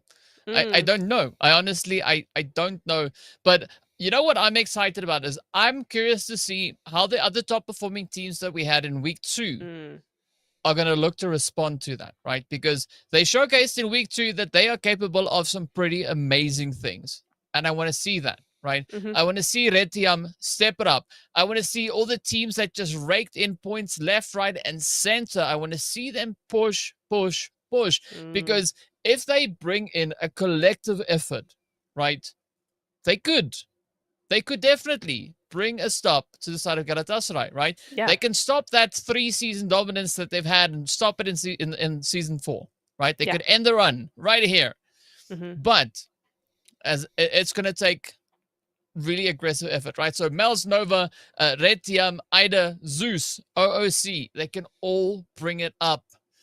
It's going to be tough, though, because looking at what these ladies have done, scoring 23 eliminations, that is, yeah, it speaks for itself. There's, I don't even have to describe it. You can just see it right there. It's a 33-point game. That's our highest point game to date. 349 meters. Yep. However, on Sanhok is kind of crazy. Well done, Yagi. GG's. 15 total revives really goes to show you how much of those finishes were really, really there, right? 60 knocks and only 15 revives out of that is kind of a crazy statistic. But goodness sake, 3,000 damage from Galatasaray is insane. And you know for a fact one of those girls is going to have 1k damage. Yeah, I mean, we don't even have to guess about it. But we got to give it up to Yagi, though, from GOAT, right?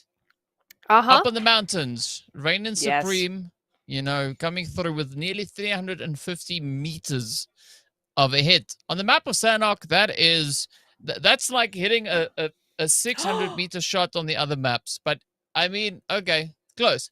Hilal, 5 points away. 5 damage points, right? That is like a loud cough away from hitting 1,000 points, securing those 7 eliminations. Yeah, absolutely insanity that we had coming through in the jungle. But now comes the other question, and we got to take a look and see what the points are, right?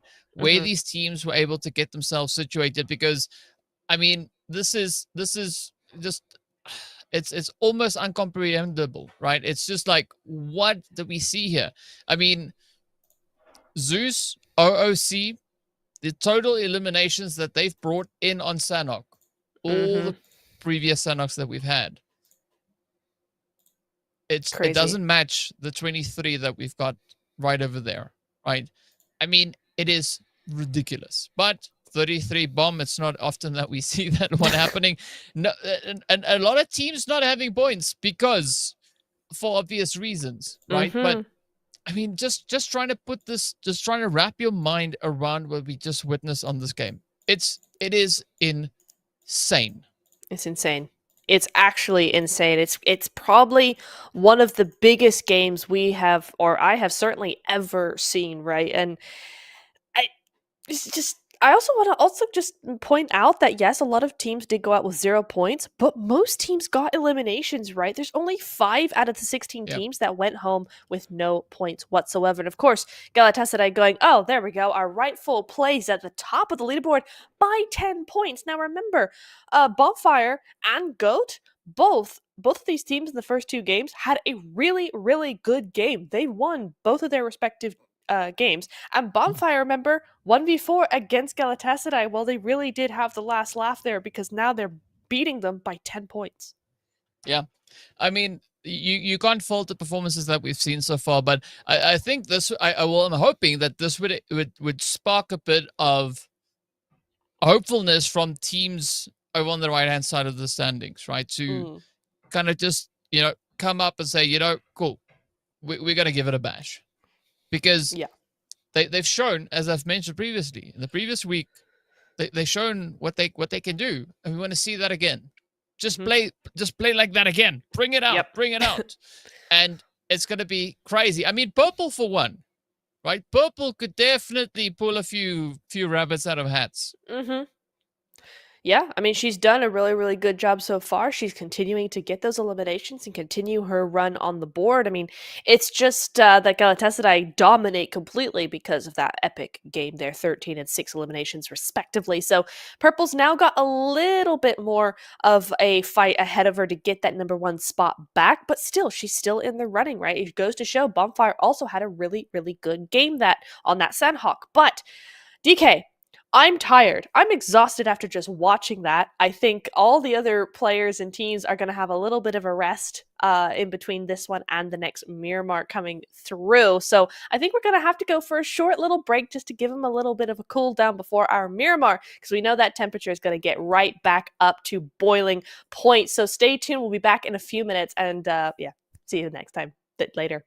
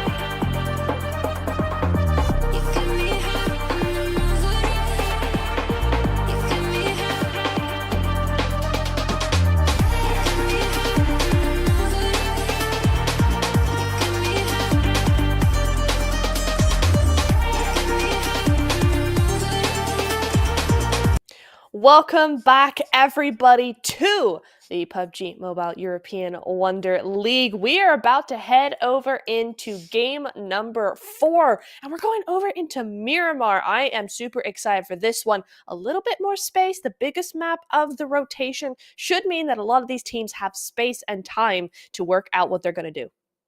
Yeah, they should also have time and space as well to add on to that. So yeah, I'm curious as to what the play is going to be from our top performers over on Miramar previously, right? I want to see Red Tiam do a little bit of something. I want to see R8 Sapphire I want to see Lighter Esports, GOAT, right? We want to see more coming through there. We want to see Ida Esports, essentially everybody, right? Everybody. want them to step it up and, just bring all the heat and spice they can muster out onto this lovely desert map. And speaking about lovely, the flight path is going to be quite decent. Yeah, it's not too bad of one at all. I think we've been very lucky with the majority of these plane paths in that, especially on the bigger maps, they're not going too hard shifting away from, the main hotspots where teams would like to go. So that's been nice at least. Fenerbahce taking a bit of a big split there already off the plane in a 2-1-1 split, just to get as much of that loot as possible, as many of those vehicles as possible. But yeah, I echo those sentiments, DK. I really want to see more from AOR and MEWL as well. Both teams that really stepped up in the final phases of phase 2, of stage 2 of the tournament, right? Both of those teams did some really, really good work in their respective groups. So I'd like to see more from them as well. But you're right, TM haven't had the best of days so far. Hopefully, maybe they can step that up a little bit. That zone does go in their favor, but it also goes in the favor of, yes, Galatasaray, but also MEWL, who now have opposed it to themselves. S2G on that edge could do some really, really good gatekeeping, as could AOR here. Yeah.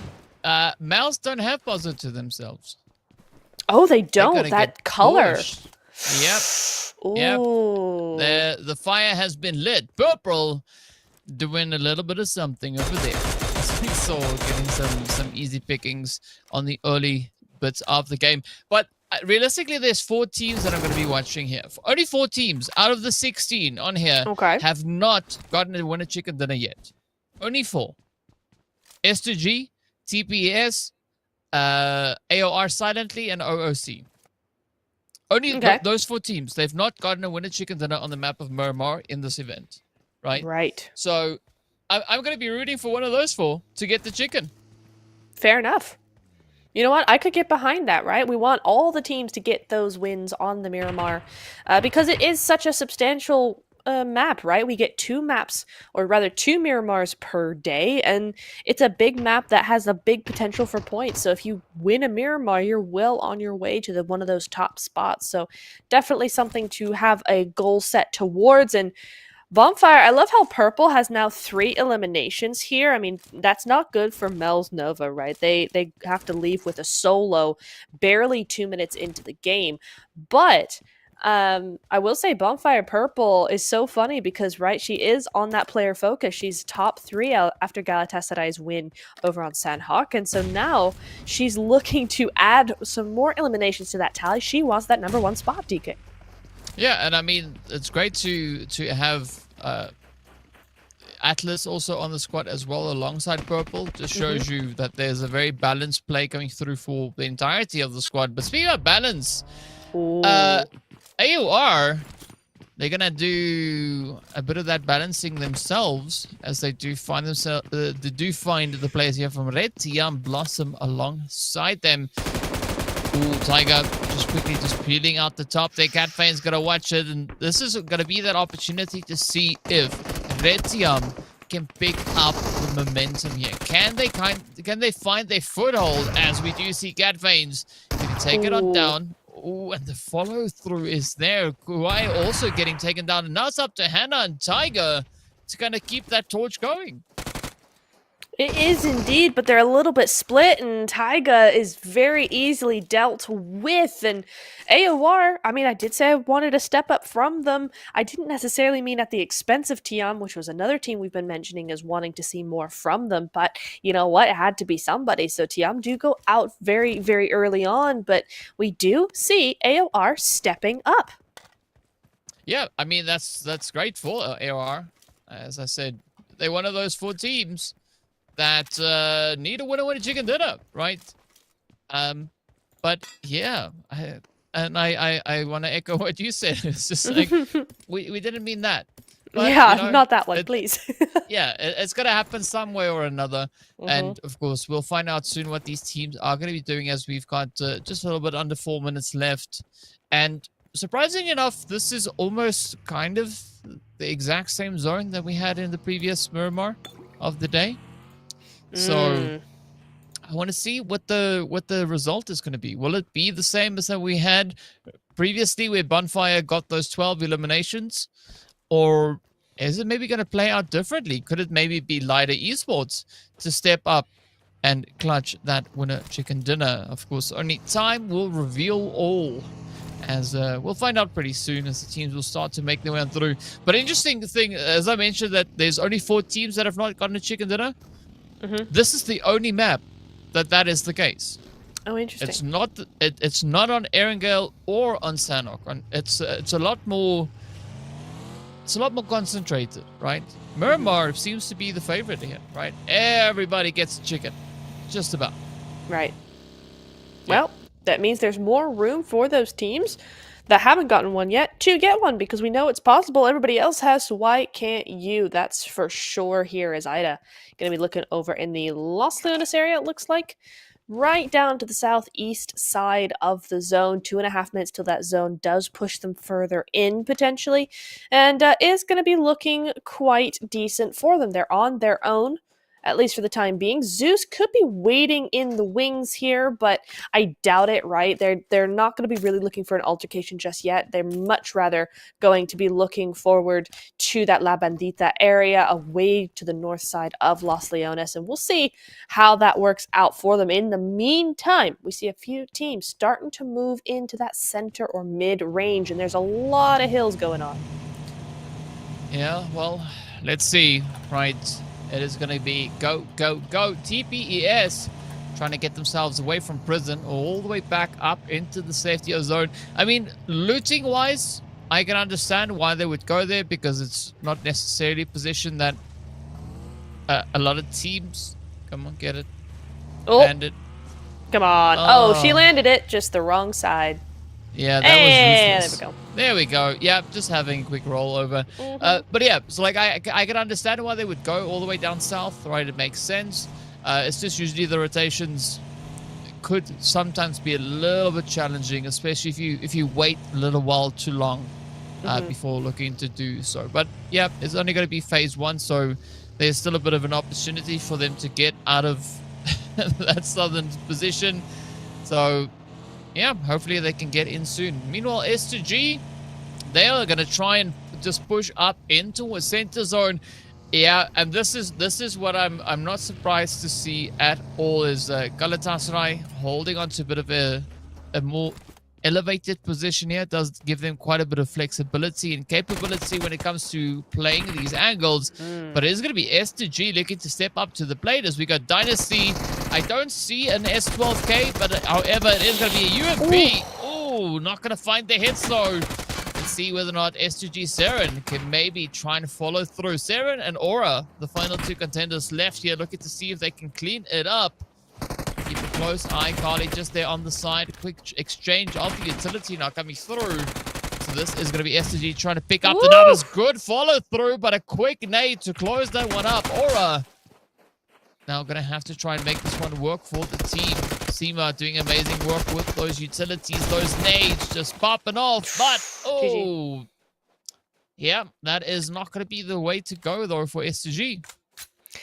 It's not, but a valiant effort was made here, right? And they did get rid of Tofida, so now that's Galatasaray down to 3. And STG do go out with those 2 eliminations, so every time they're putting points on the board, I don't think we've seen them go out with 0 just yet. So while it's not the most impressive day so far, it certainly is one that continues to put them up the leaderboard a little bit. So a good result from S2G, not something that can be super sad about there.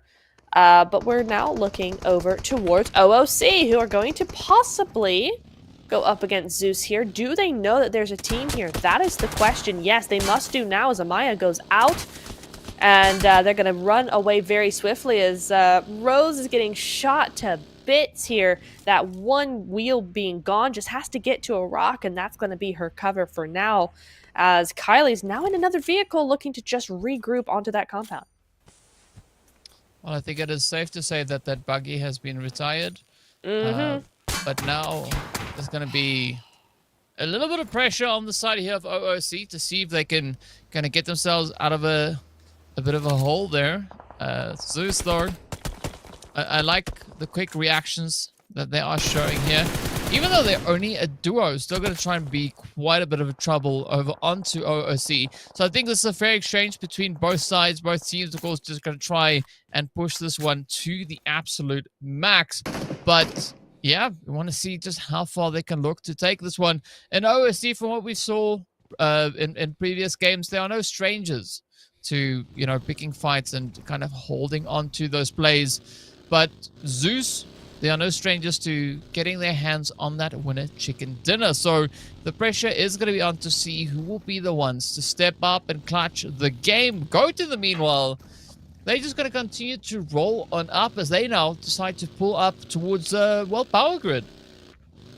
Yeah, but look who's also there, right? AOR in the gray are the team over in Power Grid, so they're going to be very careful. I don't think they actually realize that there was a team there, but they will notice it sooner rather than later as OOC Dreamcore the next to step up. Now, or rather, Rosa next to step up. They've gone back to that compound. They said, no, how dare you take out our teammate, and we will take you out completely there. Bazumi with one elimination, and they're going to have to be very careful here because that is Galatasaray waiting in the wings up at the top of the cliffside there. An interesting move from them, but there goes Zeus Botsud going on out. I believe that's going to be Zeus taken out there. Not sure. We'll see how that goes in a moment. And that is Go actually moving away from Power Grid as well. They're kind of spreading out over those cliff sides, kind of moving away from Power Grid a little bit. AOR can't see them right now. And I don't think they're planning on doing that anytime soon. AOR up to 4 eliminations. So, again, a very good start to this game. Yeah, it's going to bode quite well for them. But the zone is going to continue to do its thing. We've still got a minute and a bit of change left until the teams will have to make their next decisive plays. I like this for Not Noobs moving in on towards that southern side. Just kind of creeping up behind the players here from OOC.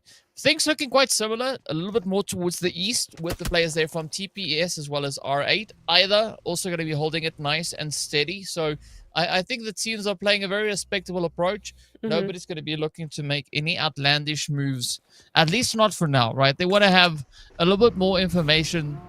They want to know where that zone is going to force them to go towards. And, of course, that allows a team like Bonfire now to continue with their rotation coming through from El Pozo to make the entry up into a zone. But I think the next big call for them, at least, is going to be where do they choose to rotate towards, right? If they move up in towards Monte Nuevo, they're only going to find one inhabitant over there. That is going to be Dino from Mel's Nova. Anywhere else, they might not be as lucky. Yeah, it's going to be an interesting one indeed. I think I really like AOR's position because that's quite central. The rest of the teams are trying to move into tiny compounds here and there. But we'll see how that goes. I was going to say that it's interesting that Bonfire were still in El Pozo after all this time, and they've just managed to sneak into stage number 2 zone here at the very last minute as stage 3 is about to go up. But we're seeing some very strong positions coming in from a lot of these teams, and I think it's going to mean that it's a very, very good, entertaining game coming up because all these teams are very strong. All these teams have very strong positions, and as that zone moves down to the south side, it means all these strong teams in their strong positions have to move with each other to somewhere else. Into a stronghold, maybe, perhaps? Maybe, perhaps, yes. Yeah. That would come strongly recommended, I'd guess, right? But anyway, speaking about strong, there are 2 teams with some pretty good setups coming into the zone. That is going to be R8 as well as TPES, right? So R8 Sapphire, they are going to be defending, or will have to defend rather, the northern approaches of zone. And, well, TPS, they've got control of that slightly more southern position. So the pressure is going to start to climb now. As the teams take their approach, they will come through with the rotations. It's going to be Lida just on the edge of zone, looking to play a little bit of gatekeep here. As you can see, Galatasaray starting to rotate up amongst several others. And the opportunity is there now for Lida to actually play quite a big role into causing problems now for the side of Galatasaray, as they've all decided to rotate up in individual vehicles. So there are several opportunities to strike. But how will Leiter look to execute said position? And of course, elsewhere in zone, the teams just continue to apply themselves, looking to move a little bit further forward, while at the same time not overextending their reach. Yeah, it's so difficult to not do that though, right? The overextension is so easy to do and so dangerous for a team, because the minute you overextend just the slightest little bit, you will be taken out here. There's too many teams with too many eyes, and you've really got to make sure that you know exactly where you should and should not be. And looks like Yagi figured out where she shouldn't be, because Leiter taking a good shot at her. They are going to get that res back up. That's not a problem. But it was just a warning, you know, like, hey, maybe don't peek that window because we are watching you. And Leiter going to be one of those teams definitely on my books to watch, because we saw so much coming in from them so far in the tournament, right? And right now, in 4 games in, we haven't seen that much from them. I think we had a really good first game from them, but after that it's been a little bit slower than we're used to seeing from them. So a good game here would put the record straight. Yeah, I mean, like on Miramar alone, they brought in 40 eliminations and 2 chicken dinners. So I can't see why they can't do that again. Not necessarily 40 eliminations in one game. I don't think the game works that way, but sure, right?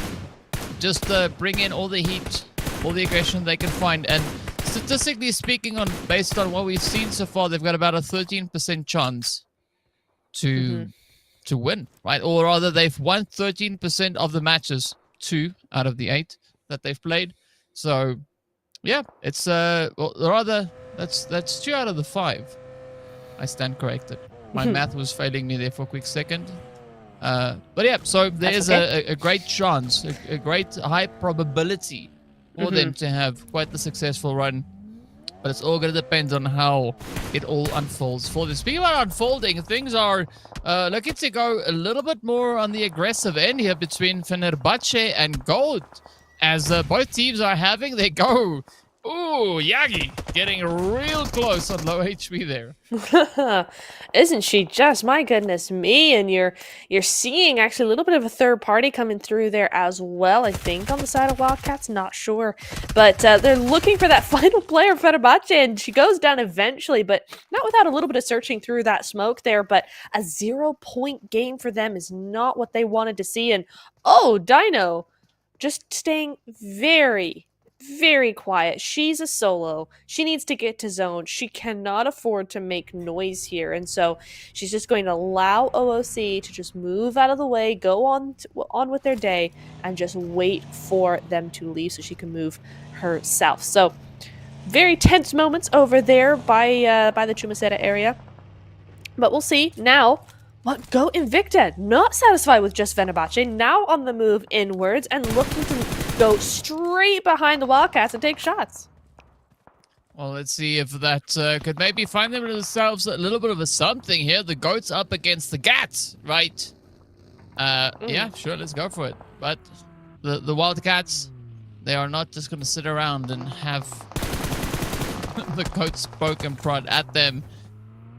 Fortunately for the Goats, though, they've got a slight bit of a numbers advantage here. Well, I mean, the element of surprise to some extent, right? They're going to have to be very quick about it. But let's see now in the meanwhile, as we take a look over onto a nice bit of tranquility on the east. It's Ida Esports now trying to find a few more victims. The Wildcats trying to double down on their efforts. Goats still going to try and make a bit of a play. But see, this is the challenging part for Goats, because they kind of don't have much of a choice, right? They can't go west, because that's where R8 is. They can't go further over on towards the eastern side, because that's where Bonfire is. So they're going to have to pick a fight. They have 1 of 3 teams to choose from. So very, very limited options here for them. And yeah, of course, well, Wildcats it seems to be. But Yagi, better watch out, because R8 is going to spot them as well. Oh my goodness me. Yeah, Yagi wanted that off angle and quickly realized that was not the off angle to take there. She's going to be moving straight back to her teammates. And yeah, you're right. Goat have put themselves in an unfortunate predicament that suddenly, you know, kind of just sprung out of nowhere all of a sudden there. So they're going to have to try and make the best of that. Ida, on the other hand, have free reign over the eastern side of the zone as OSC Dream Corps do go out eventually. And Ida just looking for any sort of shots they can take. Surely sees that, but no, not quite enough there to take a shot. But the zone has hard shifted. If you look towards the position of Ida, the zone's nowhere near them. In fact, nowhere near most of these teams, DK. We're looking at TPES being the only team truly in zone. Yeah, it's an interesting play that we have here now for the teams to try and make. And earlier I was trying to say that the Mel's Nova, Dino, right, just trying to survive and trying to just, you know, be unseen. It's almost like Drax the Destroyer in Guardians of the Galaxy. Okay. Just standing there quietly eating chips and, you know, nobody really noticing that Drax is there. That's kind of the play that... you know, Mel's Nova Dino is going to go for here. Well, at least I'd like to think so. But in the meanwhile, that's definitely not what's going to happen up north, because it's going to be R8, it's going to be the Wildcats, it's going to be Bonfire with a side order of Goat in here as well. Like, it is going to be absolute chaos as we do say goodbye to Goat and Victor as they make their way back to the lobby. Mel's Nova Dino did make it into zone, but no further than that, unfortunately. And with that, we are down to our final 9 remaining teams.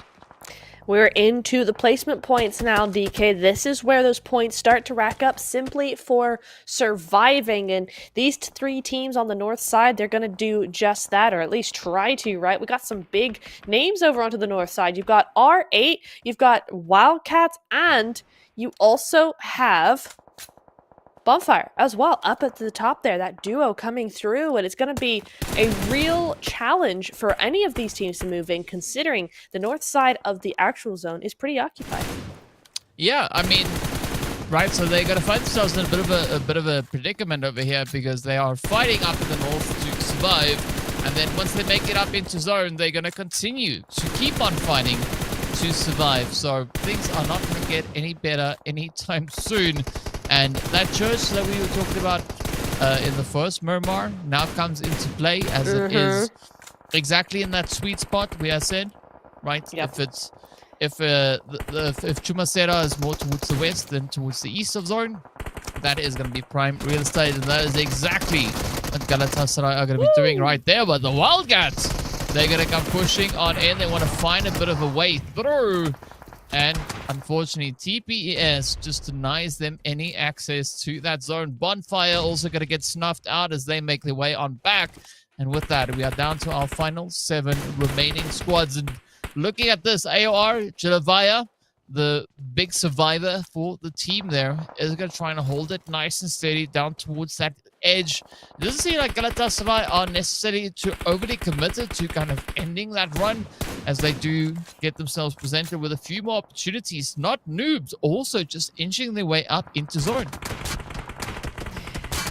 Considering that Lighter's position is not in zone, I actually really like that spot for them. It's a bit of high ground that's not so high as Galatasaray so as to actually be seen by them, but it's enough to actually look down on the rest of the lobby as well. It's getting a little cramped though, especially when Lara's got that nade in hand, and she might just do something there. Yes, gets 1. Interestingly, she doesn't get more than that, but Lara having her own battles to fight there, trying to get into that vehicle. Hasiko is down, and so is Gucci, and Lara just has to run away from everybody, hopefully trying to get to Hasiko. At least she's in zone, right? And gonna have to try and get that res going forward, but Lighter's still waiting in the wings behind her. Well, let's see if that wing waiting. Nope, that's the answer. Oh, so I'm going to pay off as R8 go out in 7th place. At least 5 eliminations to their name. Lighter, though, they're going to now start to lie on down, just trying to play for some kind of position to hide from as they wait for their 4th player to get back up on their feet. Ooh. But we do see a few teams now starting to push up from that southern side. The blue zone has been absolutely brutal. But we are far from done, as we still have 5 teams left to contest for that winner. Winner chicken dinner. TPS, though, looking pretty good here. They got 4 players up, but now they just need to take that position to the next level as they reach across the ridge into the side there and just find themselves a few additional points of vulnerability at the expense of Lighter Esports. And look at this.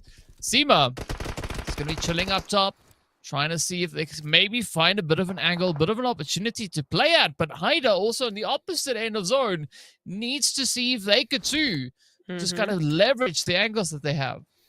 You know what I love about this zone is that one player of Ida, Sunshine, I think, or no, it's not. It's not Sunshine. It is Fireshine. She's the only player in zone. Only player, not of her team, of the lobby. In zone right now, and she's very well hidden, just holding down that position. So even if Ida, the rest of Ida, do go out here, they're unable to make it into zone. They still have that player, and she may not survive very long, but she survives longer than her teammates. So that is definitely something to watch out for. TPES, on the other hand, have a full squad even after all of this, and they continue to rain down terror on their neighbors over there. Galatasaray just giving that opportunity to move in. Lida as well, trying but not succeeding very well here. Just a solo able to stay out of it. But Seema's the only player left alive for Galatasaray. She's going to try her best to move in. She finds the right angles to do so, as well as TPES now make their move in. Well, this could still look quite favorable now for the side of TPS as the blue zone has caught up with Seema. Let's see whether or not Semina is going to be able to find the utility placement. Those nades getting real close. We're still gonna watch it. There we go. Semina takes out Seema as a good play has just been brought through. And now all that TPS needs to do is find the last 2 players standing between them and their very first winner chicken dinner, not only in the finals, but for the first time potentially on this map this season. Right, 1 player left. That is it.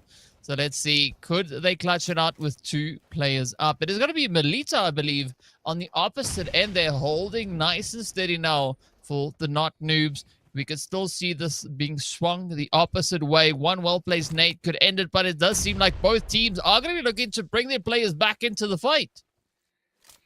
Interesting take that. I was going to say that there's no nades coming through, but I think they've run out, to be honest. It doesn't even matter because that's going to be the one. Can they get the second? No healing necessary. Down they go. TPES, as you said, winning their first game on Miramar. Yeah, well done to them, right? It's about time. Well, yes. Well GG's. Done. Yeah. I mean, what better way to leave it, though, is just for the finals, right? I mean, to claim the chicken where the points matter, where the points could really help solidify and strengthen your position. I mean, perfect timing on bringing in that winner chicken dinner. And I think they're going to feel quite happy about that as well, because, I mean, it's going to aid them quite a bit with regards to points. Because coming into this match, they had 3 points, right? Now, 3 points aren't that many compared to what we see further up the standings. So, you know, definitely going for double digits is going to help them and assist them quite a bit with climbing up those rankings. But as we know, there's only going to be a few spots that would get a share of that prize pool. So you want to get up in the money slots. You absolutely do. And if there's any time really, though, DK, to actually move up that leaderboard, it is day 1, right? When their points are still small, and one good game could put you from 14th position up into 3rd very, very easily. I think we've seen it happen already today. So certainly TPES wouldn't be amiss in doing so themselves, but we'll just have to see how that leaderboard ends up showing up. But yeah, a really, really good show from TPES. Very calm, very collected, full squad coming through there. A really, really good show. Yep, great show indeed coming on there. But, well, now we got to take a look and see just where the point situation is. So we are going to be trying to figure out how many eliminations they got before we actually get to see that. Where do you think the damage counters are? Like 1K, 2K? Where would you say it is before we get to see it? 1.5. Okay, let's take a look. See how you're right. Ooh, okay. Not bad. You pretty close. All well right. done it. I'll take it. 10 eliminations, 1,600 damage getting dealt, and only taking half of that. So, nice. Yeah, a pretty good performance coming through here from TPES. But now, right, did they make it into the MVP slot as well? Surely, right? I mean, the thing is, though, yes, they got the win, and yes, they got a lot of eliminations, but so did a few teams as well, right? I think Galatasaray got at least that amount of in points. I think Ida got a good amount of points. Yeah, it's gonna be interesting. There's a few teams there that could take that MVP spot, and we'll see that in just a couple of minutes. Who are you thinking is gonna be MVP before we see it? Ooh, I don't know. It's up in the air. I'll leave it there.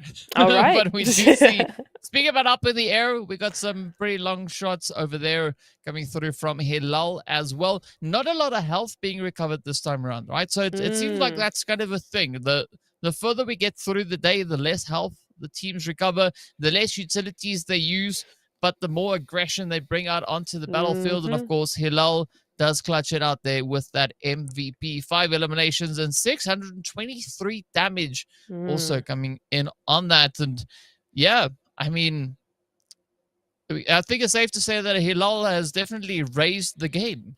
Yeah. She has. She absolutely has. She has gone above and beyond for her team so far this evening, and there's still one game to go, so we'll see how that shapes up that player focus in the meantime.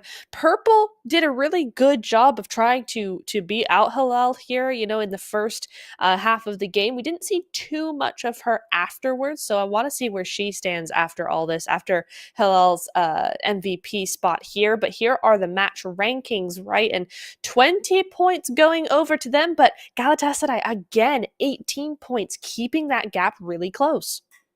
Yeah, and that is probably something we're going to see quite a bit of as we move through the rest of our days here.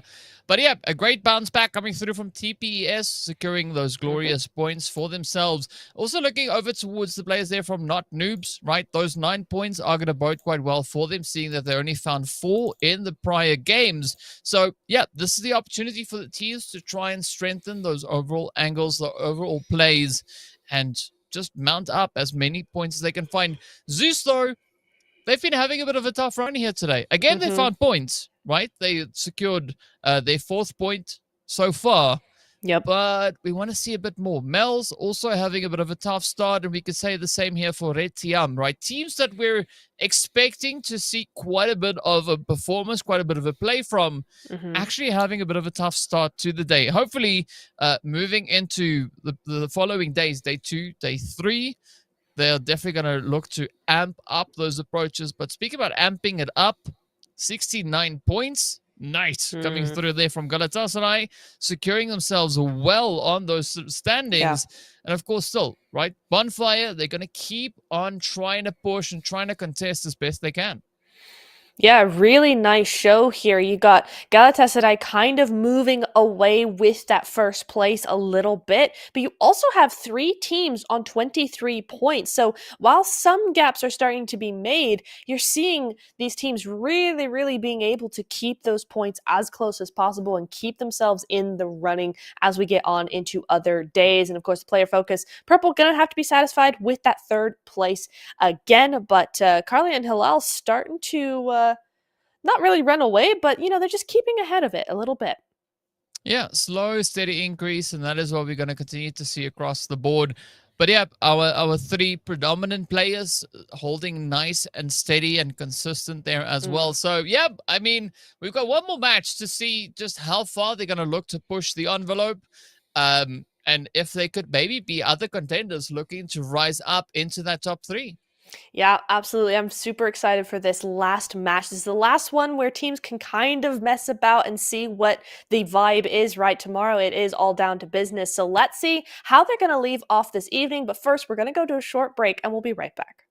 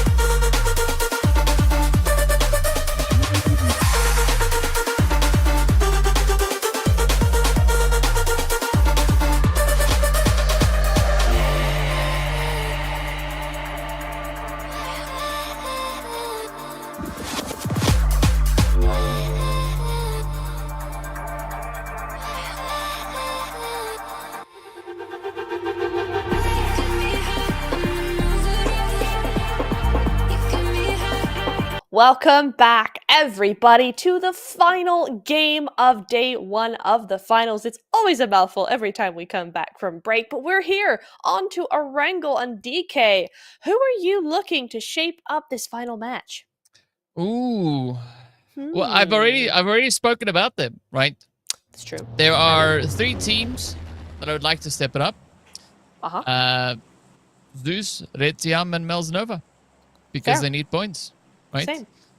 And that's what I'm going to be looking towards to see what they're going to look to bring out here. And I mean, looking at the performances that they've had on Erangel before, they've performed well. There's no reason for them not to be able to perform well. I mean, Melznova, they got 2 chickens. Zeus, they've got 2 chickens, right?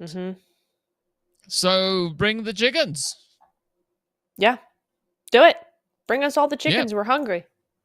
We are hungry for those points. And so are all the rest of these teams, as they are very much looking to all jump out on the south side. It's a little bit busy over here. We got 2 teams over on Millie Island, mostly for Novo and then military base itself. But over by Primorsk, or rather by Ferry Pier, it's looking a little busy because those parachutes aren't going to go all that far, right? And move over to Quarry, but we're definitely seeing a little bit of a hot drop coming in between Ida and R8. Sapphire and Gucci just AFK for a moment there, just unable to move, and down she's going to go. That's the first elimination before Hasiko has even landed.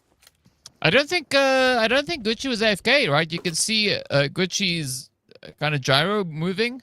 So I'm not quite sure what was the reason there, but yeah, it's unfortunate for R8. A little bit of a bumpy start to the match right here.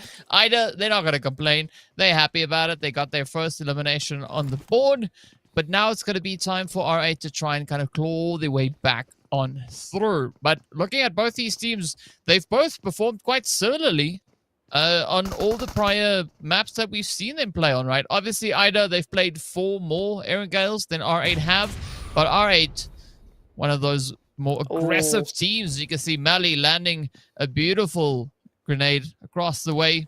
Will the Molly be able to kind of close that one up? It gets real close, but fortunately for Ida, they're still managing to kind of hold on. And this is going to be that chance now for R8 to bounce back and really aggress onto the side here of R8. And that's what we not seeing too much of just yet. Yeah, I mean, it was a good return of fire with that Molotov and nade, right? But Hasiko going down means that Ida now are left free to push on forward. And Molly is also, taken up with the res and everything. So really, Lara is the only one left to actually do something about this. She's the only one that's not on the front lines who's able to have that long range and maybe a little bit more clarity than is afforded the rest of her team. And Hasiko now the one to go down, and so Molly's now on the front line alone, and Athena's going to be moving in, and Ida taking clear control over this side. I mean, Ida is just so efficient. You just simply can't fault the approach that they are coming through with here. And unfortunately for Lara, I think the best call here would be to just dip out of dodge, right?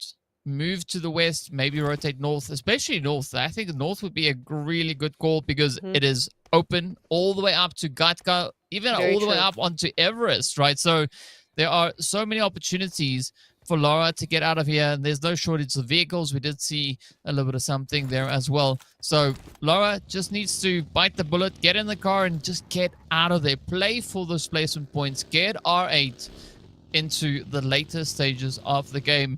And that seems to be exactly what Lara is going to be opting for right here. And I mean, R8, right, they've not had a bad day, but it wasn't a great day so far. And I mean, we'll just say it's just a little bit of that teething process for the first match back after a little while not playing against these teams right here.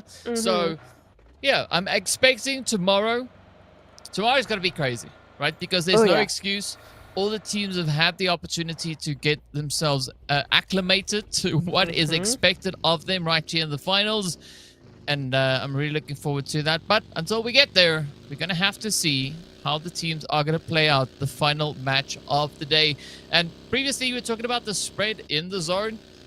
We see quite a bit of a spread for the teams this time around, right? Aside from that little bit of hot drop action that we had down in towards Ferry Pier, there's not much of that elsewhere. Even up in Yasnaya, even though the teams are relatively close to each other, they're not really that close.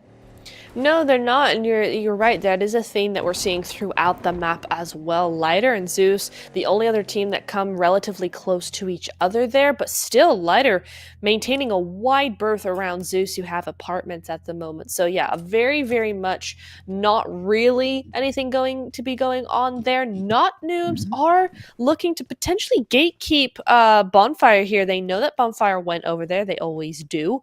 And I think Not Noobs might be looking to gatekeep that position. They're right on that eastern edge of zone. So we'll see what comes from that. But otherwise, yeah, teams have a very easy entrance into zone. Most of the edges are clear. Most of the mid ground is clear as well. There's still plenty of opportunities to get the position that each of these teams really, really want. So with 3 minutes left to go, I think we're looking at a pretty quiet start to the game. Yeah, I think it's a respectable start coming through here. So the teams have the opportunity to make sure that they feel adequately kitted out to move forward.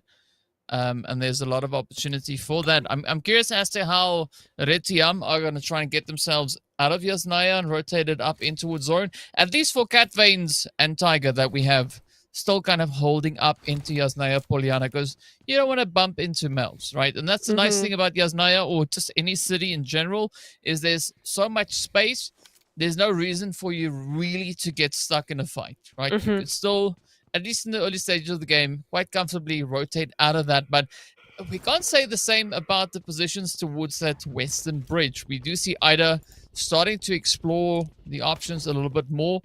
We do see Lara from R8 also now moving down to the, as Max would call it, the yellows, getting really close to that. And of course, Goat, they also now just moving in up towards, well, nearly Chopsticks, a little bit further down south from that, but still an interesting position for them now to look to take occupancy of.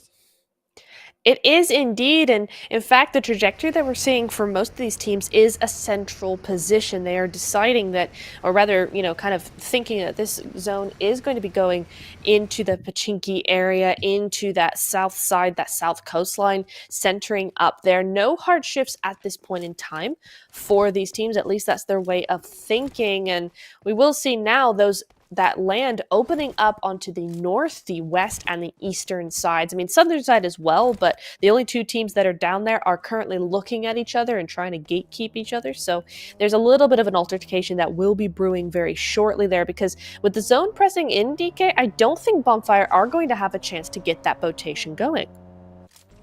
Yeah, it's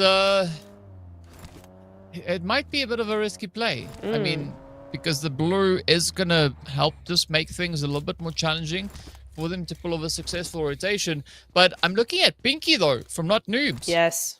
Moving towards the southern side of Bonfire. That could be quite a bit of a strategy to look to play.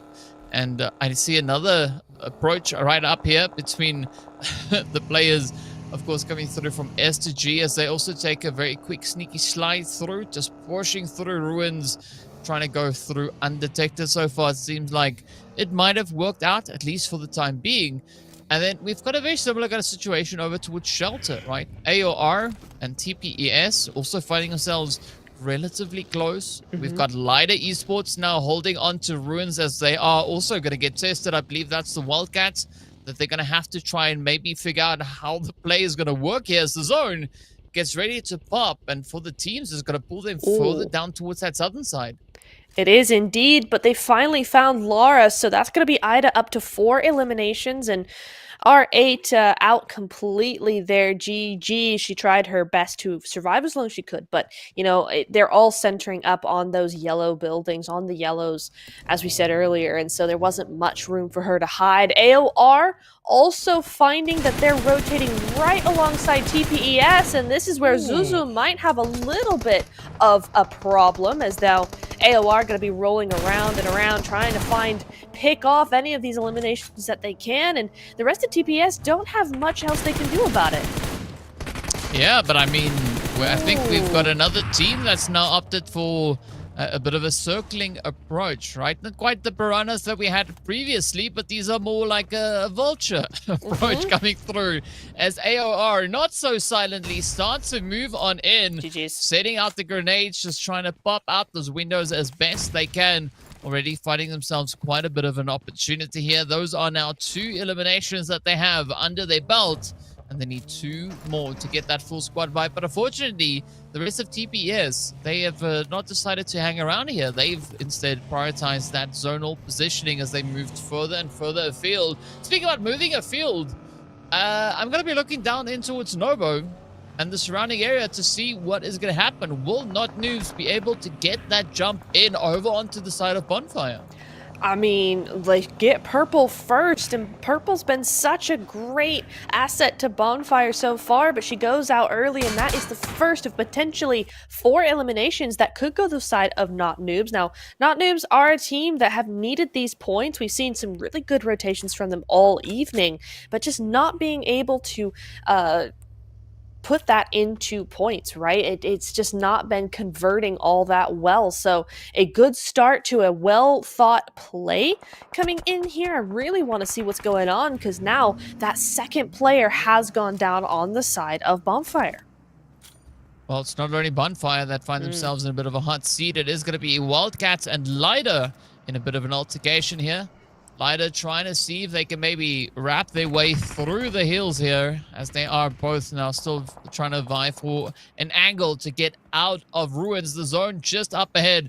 Melcy could definitely look to clutch this one out. There's going to be just one player up ahead. Quick little bit of a trade coming through with the UMP, but unfortunately gets traded instead. Now the pressure turns on towards the final hopeful for the Wildcats, right? Istanbul Wildcats next. Ria, unfortunately, will be making their way back into the lobby as Elena eliminates them and sends them backing. That is their final play for the day. Lighter, though, they're going to be feeling quite comfortable. 4 eliminations up. Beautiful squad wipe that they've got. And they've got free reign up in the Northern Territory. They do, and that's a pretty good result for losing 1 player, right? That's not too bad of a price to pay for those points and that access to the zone, as you say, right? They have that maneuverability, and just to point our attention back down to the south side very quickly, Atlas seems to have evaded Not Noobs' trap there, so that is going to be that 1 solo left for Bonfire is actually able to move out of there and into relative safety as the zone moves down to the south side to encompass quite a good portion of that island as well. So we're starting to see now these teams get closer and closer together. DK, a good show of points on the board so far, but that's only going to get up as many of these teams that do have points currently are in the middle of zone. Yeah, I mean, Atlas might have found a position of some kind of security, however temporary it might be, because Not Noobs, they've decided to move in. They are going to come rushing straight on forward as they do get that finishing blow, and that is the end as we do say goodbye to Bonfire. But at least Bonfire, they've had a decent day, right? They got 45 points so far, and that's gonna be a-okay, right? It sets them up quite nicely moving into our second day.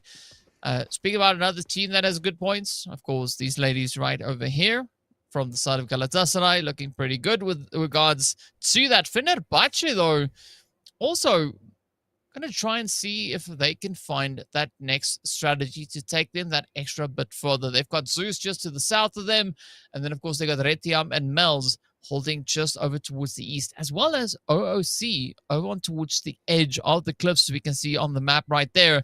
But the zone is going to decide to pop very, very soon, and I think it might maybe pull down to that bridge. Whoa! Ooh, no, it doesn't. Oh, interesting hard shift. A lot of teams did predict this, and so luckily there's only 5 teams outside of zone right now, right? Unless you count Samina, who's just on the very edge there.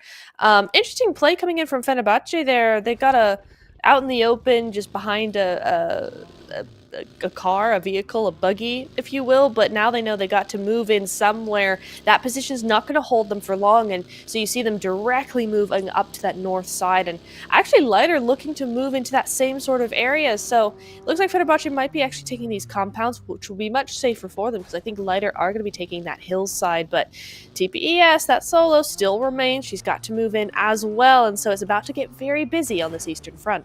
Oh, wait. Yeah. Very busy. Yeah, great minds think alike, right? Lida, Fenerbahce, all now vying for the edge. And looking at the way that Lida are actually rotating up into this, they might even still be able to survive that initial onslaught. Melina looking to maybe draw a little bit of that fire away as Elena now pops on the side there, just quickly finding a bit of a vulnerability into the players there from Fenerbahce. Meanwhile, OOC finding themselves in a predicament of their own, as they are going to have to try and kind of work their way this way and that around S2G. But fortunately for them, Goat Esports are going to help alleviate a little bit of that pressure, as Goat Invicta now look to maybe just reinforce rather a bit of a position, but up goes that full send as OOC now descends down upon S2G, trying to find the plays up in the window, but they've all now been cornered up in the bathroom. That is not the spot where you want to end your run in this map, but that is maybe exactly what it is going to be. 7H though, super low on HP. That is like 1.5 HP nearly. That is crazy. And you know what? That S2G player is going to be so mad that it didn't work out, right? It's just like, oh my goodness. Oh, that car's upside down. There's a whole thing going on. Lighter and AOR looking to have a little bit of an altercation here, and it's all chaos as the cars keep flying in, but Lighter gets taken out eventually. I mean, talk about moving from the frying pan into the fire. That was us just there, from S2G fight into that fight with Lighter up there. I mean, right into the thick of it. What a play coming in from AOR. Yeah, I mean, most importantly is like someone's just going to tell them that they can't park there. It's not a designated area, but I guess it'll work for now, at least for the time being. Meanwhile, OOC finds themselves in a good spot, right? They've not lost a single player. They can still bring Bazumi back into contention, but the vehicles continue to fly on through. AOR Jalavaya with a quick, swift reaction on that. It is going to be not noobs now looking to continue to push on in. Again, this is that lovely parking spot that we were talking about. And it seems like, well, if there's one car there, we're going to look to pile in a lot more, as Pinky now also just moves up. Fortunately, leaves the vehicle out on the outskirts, and this could open up quite a bit of an opportunity here. AOR just trying to kind of outstrafe, survive, and outpace their way out of the spot. Goodness me, what a bloodbath this is becoming. But it is over the ridge, and Matesha does hold all the power as the zone starts to move on in, and that nade is really, really nice. Now it's just not noobs, down to a duo. The nade is good in that return, but again, they're just outside of zone, and Kiss is very, very low. Both of them are very low, actually. That nade should be the finisher there. It's not quite. But the next one should be now, as Matesha now needs to heal on up very, very quickly. Oh, this could be a really dangerous spot. If somebody behind sees her, she's done for. Yeah, and we can see there's a team there by the name of Fenerbahce. Like those lovely pink dots on screen. But yeah, AOR, they need to be quite careful as to how they play this next approach. And I mean, it looked like they had quite a bit of an advantage against this idea of not noobs, right? Not noobs. They were out in the blue, but they've managed to claw their way through, just holding on for dear life on the edge of Potato Hill. But now it's going to be Jelevaya taking the plunge, rotating further down south, just trying to get themselves secured up in zone. But up comes quite a few teams now starting to just move forward. OOC still trying to make a little bit of something happen all the way from this far southern side. They've spotted out the rotation coming through from Goat, but Goat, they are undeterred. They are instead going to be prioritizing positioning as they now move closer and closer towards center zone. But the trouble about the zone is there's not a lot of options left as Matesha now gets dealt one of those glorious grenades that she so willingly sent out onto the side of Not Noobs. I always love those shots where you can see that nade coming from a mile away directly at the camera. Is always so fun.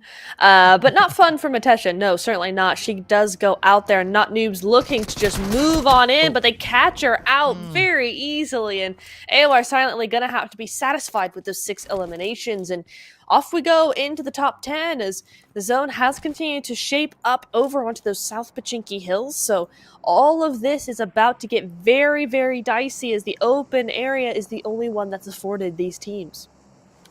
Yeah, it's going to be a very tough position to play through. I mean, yes, we do have some trees and rocks and boulders and things for teams to try and hide behind, but it's not going to be easy by any measure. And I like the way that the zone is continuously trying to challenge these teams, right? It's like, well, you know, you think you're good at PUBG? Let's test you and find out how good you are. Looking at the edge of zone up on towards this northeastern side, it's quite a bit of a test. Who will pass? We don't know. But you can see Dino going like, no, not that way, not that way. Maybe go the opposite direction. And I like this confidence now being shown here by Not Noobs, right? I mean, they were not necessarily showcasing all of this in the prior games, but now it seems like the switch has been flicked on their end. And they're like, you know what? Let's play, right? We're going to go and have an absolute blast right here on Erangel and try and finish strong. Goat Invicta also looking to kind of set quite a bit of a precedent here for themselves. Good angle towards that southern side. But now the troubling play here for Goat is that they're going to find quite a bit of opposition down on that southern edge. Ida also going to get packed up and shipped out as they will walk away with 4 eliminations up. But it's good to see the players there from Red Tiam also now being showcased up in the feed, right? They are starting to hit the shots to trying to make those connections, but they got to follow through and get the elims in as well. They do indeed. They're on that southeastern side of the zone as well, so could be some potential there for them to take advantage of that chaos. I was going to make a comment that, you know, Zeus, another team that we have seen fall a little bit short in the last few games, is now in the top 10 with a strong compound, but it's outside of zone, and as they try and move in, it's going to be harder and harder for them to maintain that full squad. In fact, they already cannot do that as one has been eliminated there for Goat. Goat took him out, so Zeus going to be down to 3. It's going to be a tough run for them, and their only other option other than Go is to go through Galatasaray, which is not an easier option by any means. So they have to think long and hard here, but they've only got 20 seconds to do so. Yeah, long and hard and very limited time. Long and hard and fast. Yeah, all the above, right? What she said. But the Goat, this is a great position. As you can see, quite a bit of an opportunity available to them here.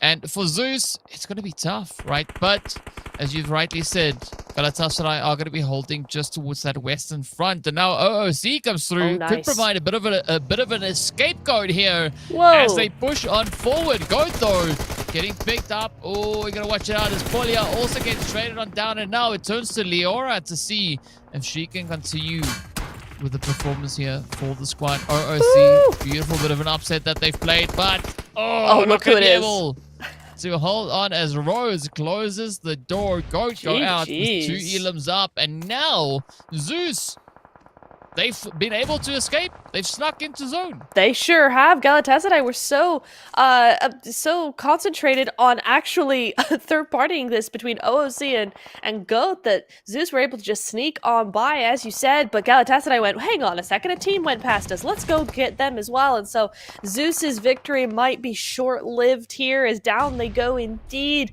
unable to withstand the tempest that is Galatasaray. And Not Noobs, on the other hand, the only team in the zone, really. Only team in the lobby in the zone, right? And this is going to be where that Erangel 2.0 comes into play with all those new trenches. Well, new, it's been out a couple of years, but, you know, trenches and dips and things like that to play from out in those fields. And DK, though, you mentioned Red Team earlier, and here they are, still a full squad. Not many elims, to be sure, but this is where now they can start making those plays.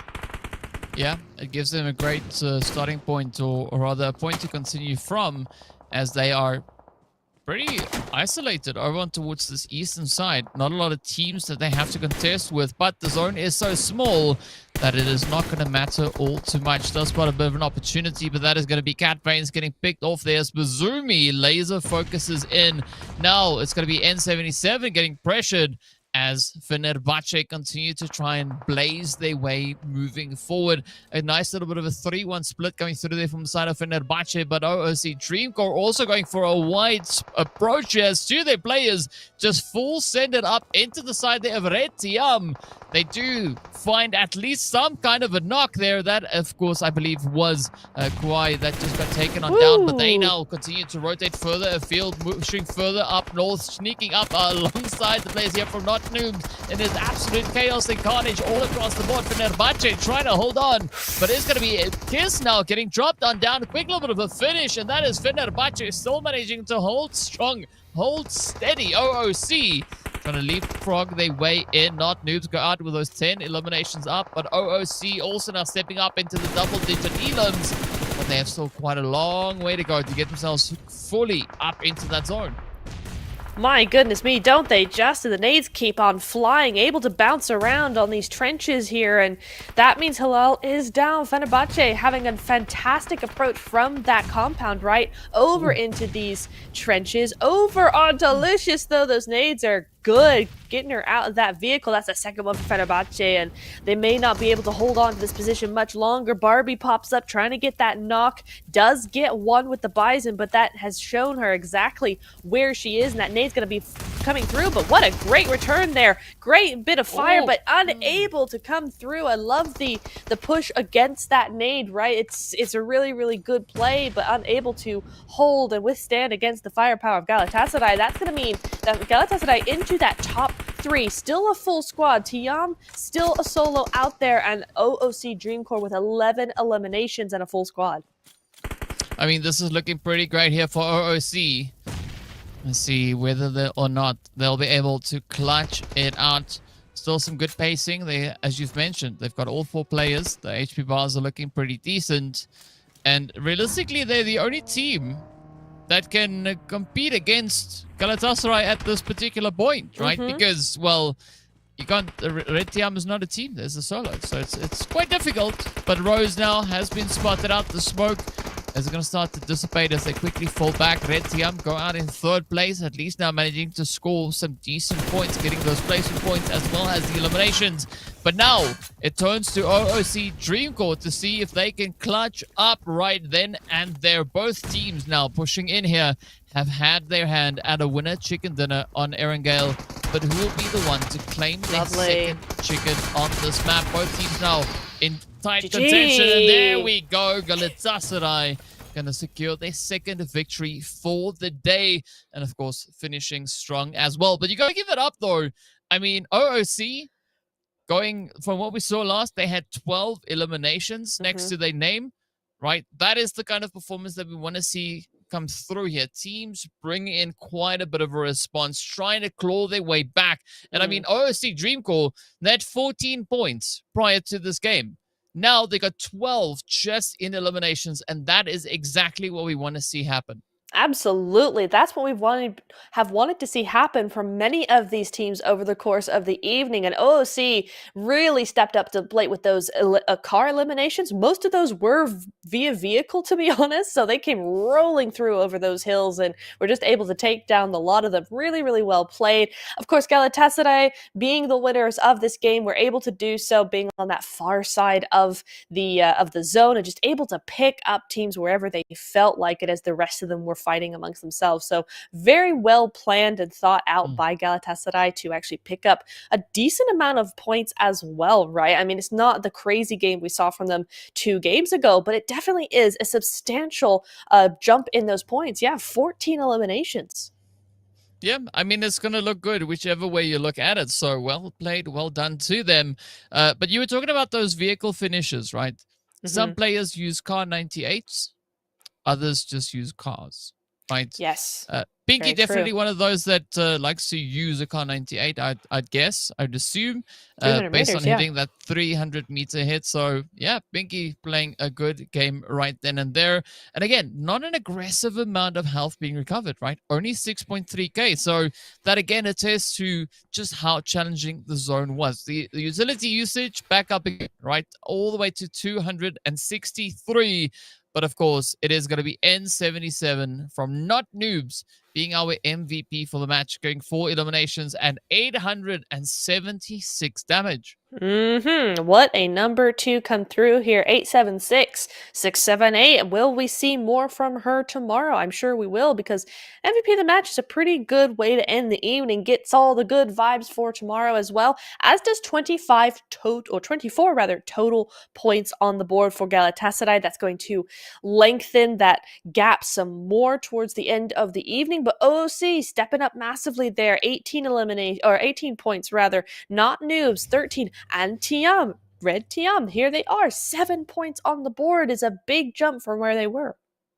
Yeah, I mean, points are going to be points, and points will help to strengthen their play. So Red Tiam, I'm pretty sure now have gained entry into double-digit points, which is great, right? Mels Nova still keeping consistent with locking in points. As they were able to secure themselves those 2. So very much needed right there. And then, of course, the other team that we were looking at was Zeus, right? Zeus also coming through with their 3 points in total. But there we have it. Wow. So only 2 teams currently sitting on single-digit points. Everybody else now climbing further and further upwards. But looking at this, you can't fault the consistency that we saw come through from Galatasaray. 2 chickens, 29 placement points, 7 points away from hitting a century on the first day. That is pretty crazy, because if we compare this with what we've seen in the previous season from Galatasaray themselves, right? In the previous season, by the first day, Galatasaray had, I believe it was 67 points, right? 61 points, right? Right. So they've got more eliminations than they had in total points in the previous season at exactly the same stage, right? So just shows you how aggressive these teams can be. But you also got to commend the efforts that we've seen come through from everybody else, right? Bonfire bringing some pretty good performances. Goat also playing really, really well. And Galatasaray just taking the top 3 slots. I mean, I have to laugh, but just laugh out of sheer amazement, because here we go. Top 3, 94 points in 5 games. It's not even 6 games. It's 5. Yeah. Insane. Absolutely insane. I mean, and GG's the rest of those teams. I mean, the rest of these teams have played so well today, right? I mean, if it wasn't some of the teams we might have been expecting, it was other teams. IDA have been giving a lot of these teams a run for their money. Lighter as well, been very, very good towards the end of this evening. And still, we see these kinds of numbers coming through is kind of insane. But yeah, we're looking at a very, very good day 2 coming up. Yeah, I mean, that's a 19-point average per match. It's dropping a 20 bomb almost every game, right? Crazy numbers to look at. But yeah, I think the other teams responded quite well following game 3, right? Yeah. Game 2, we did see a strong kind of approach coming through there from TPS, who ended with that winner chicken dinner, and of course those 10 eliminations. Game number last, it went the way it went, but still I think the teams played interesting strategies, right? So we did see quite a bit of dynamic approaches being used. Not News, for instance, being an absolute nuisance down in towards Novo and that military island, right? A beautiful strategy being played there by them. But now we want to see where they're going to look to take it to, as you said, moving into day number 2, right? What is the response going to be from these teams? Are they going to look to just claw their way back and be an absolute menace out on the battlefield, or what will the play be? Yeah, I mean, only time will tell. We have to wait until tomorrow to have the answer to that question. We will be back. Day 2 starts tomorrow, same time, same place. That is it from all of us. We can all rest after those crazy games coming through here. We'll be back tomorrow for 5 more games, and we'll see you then.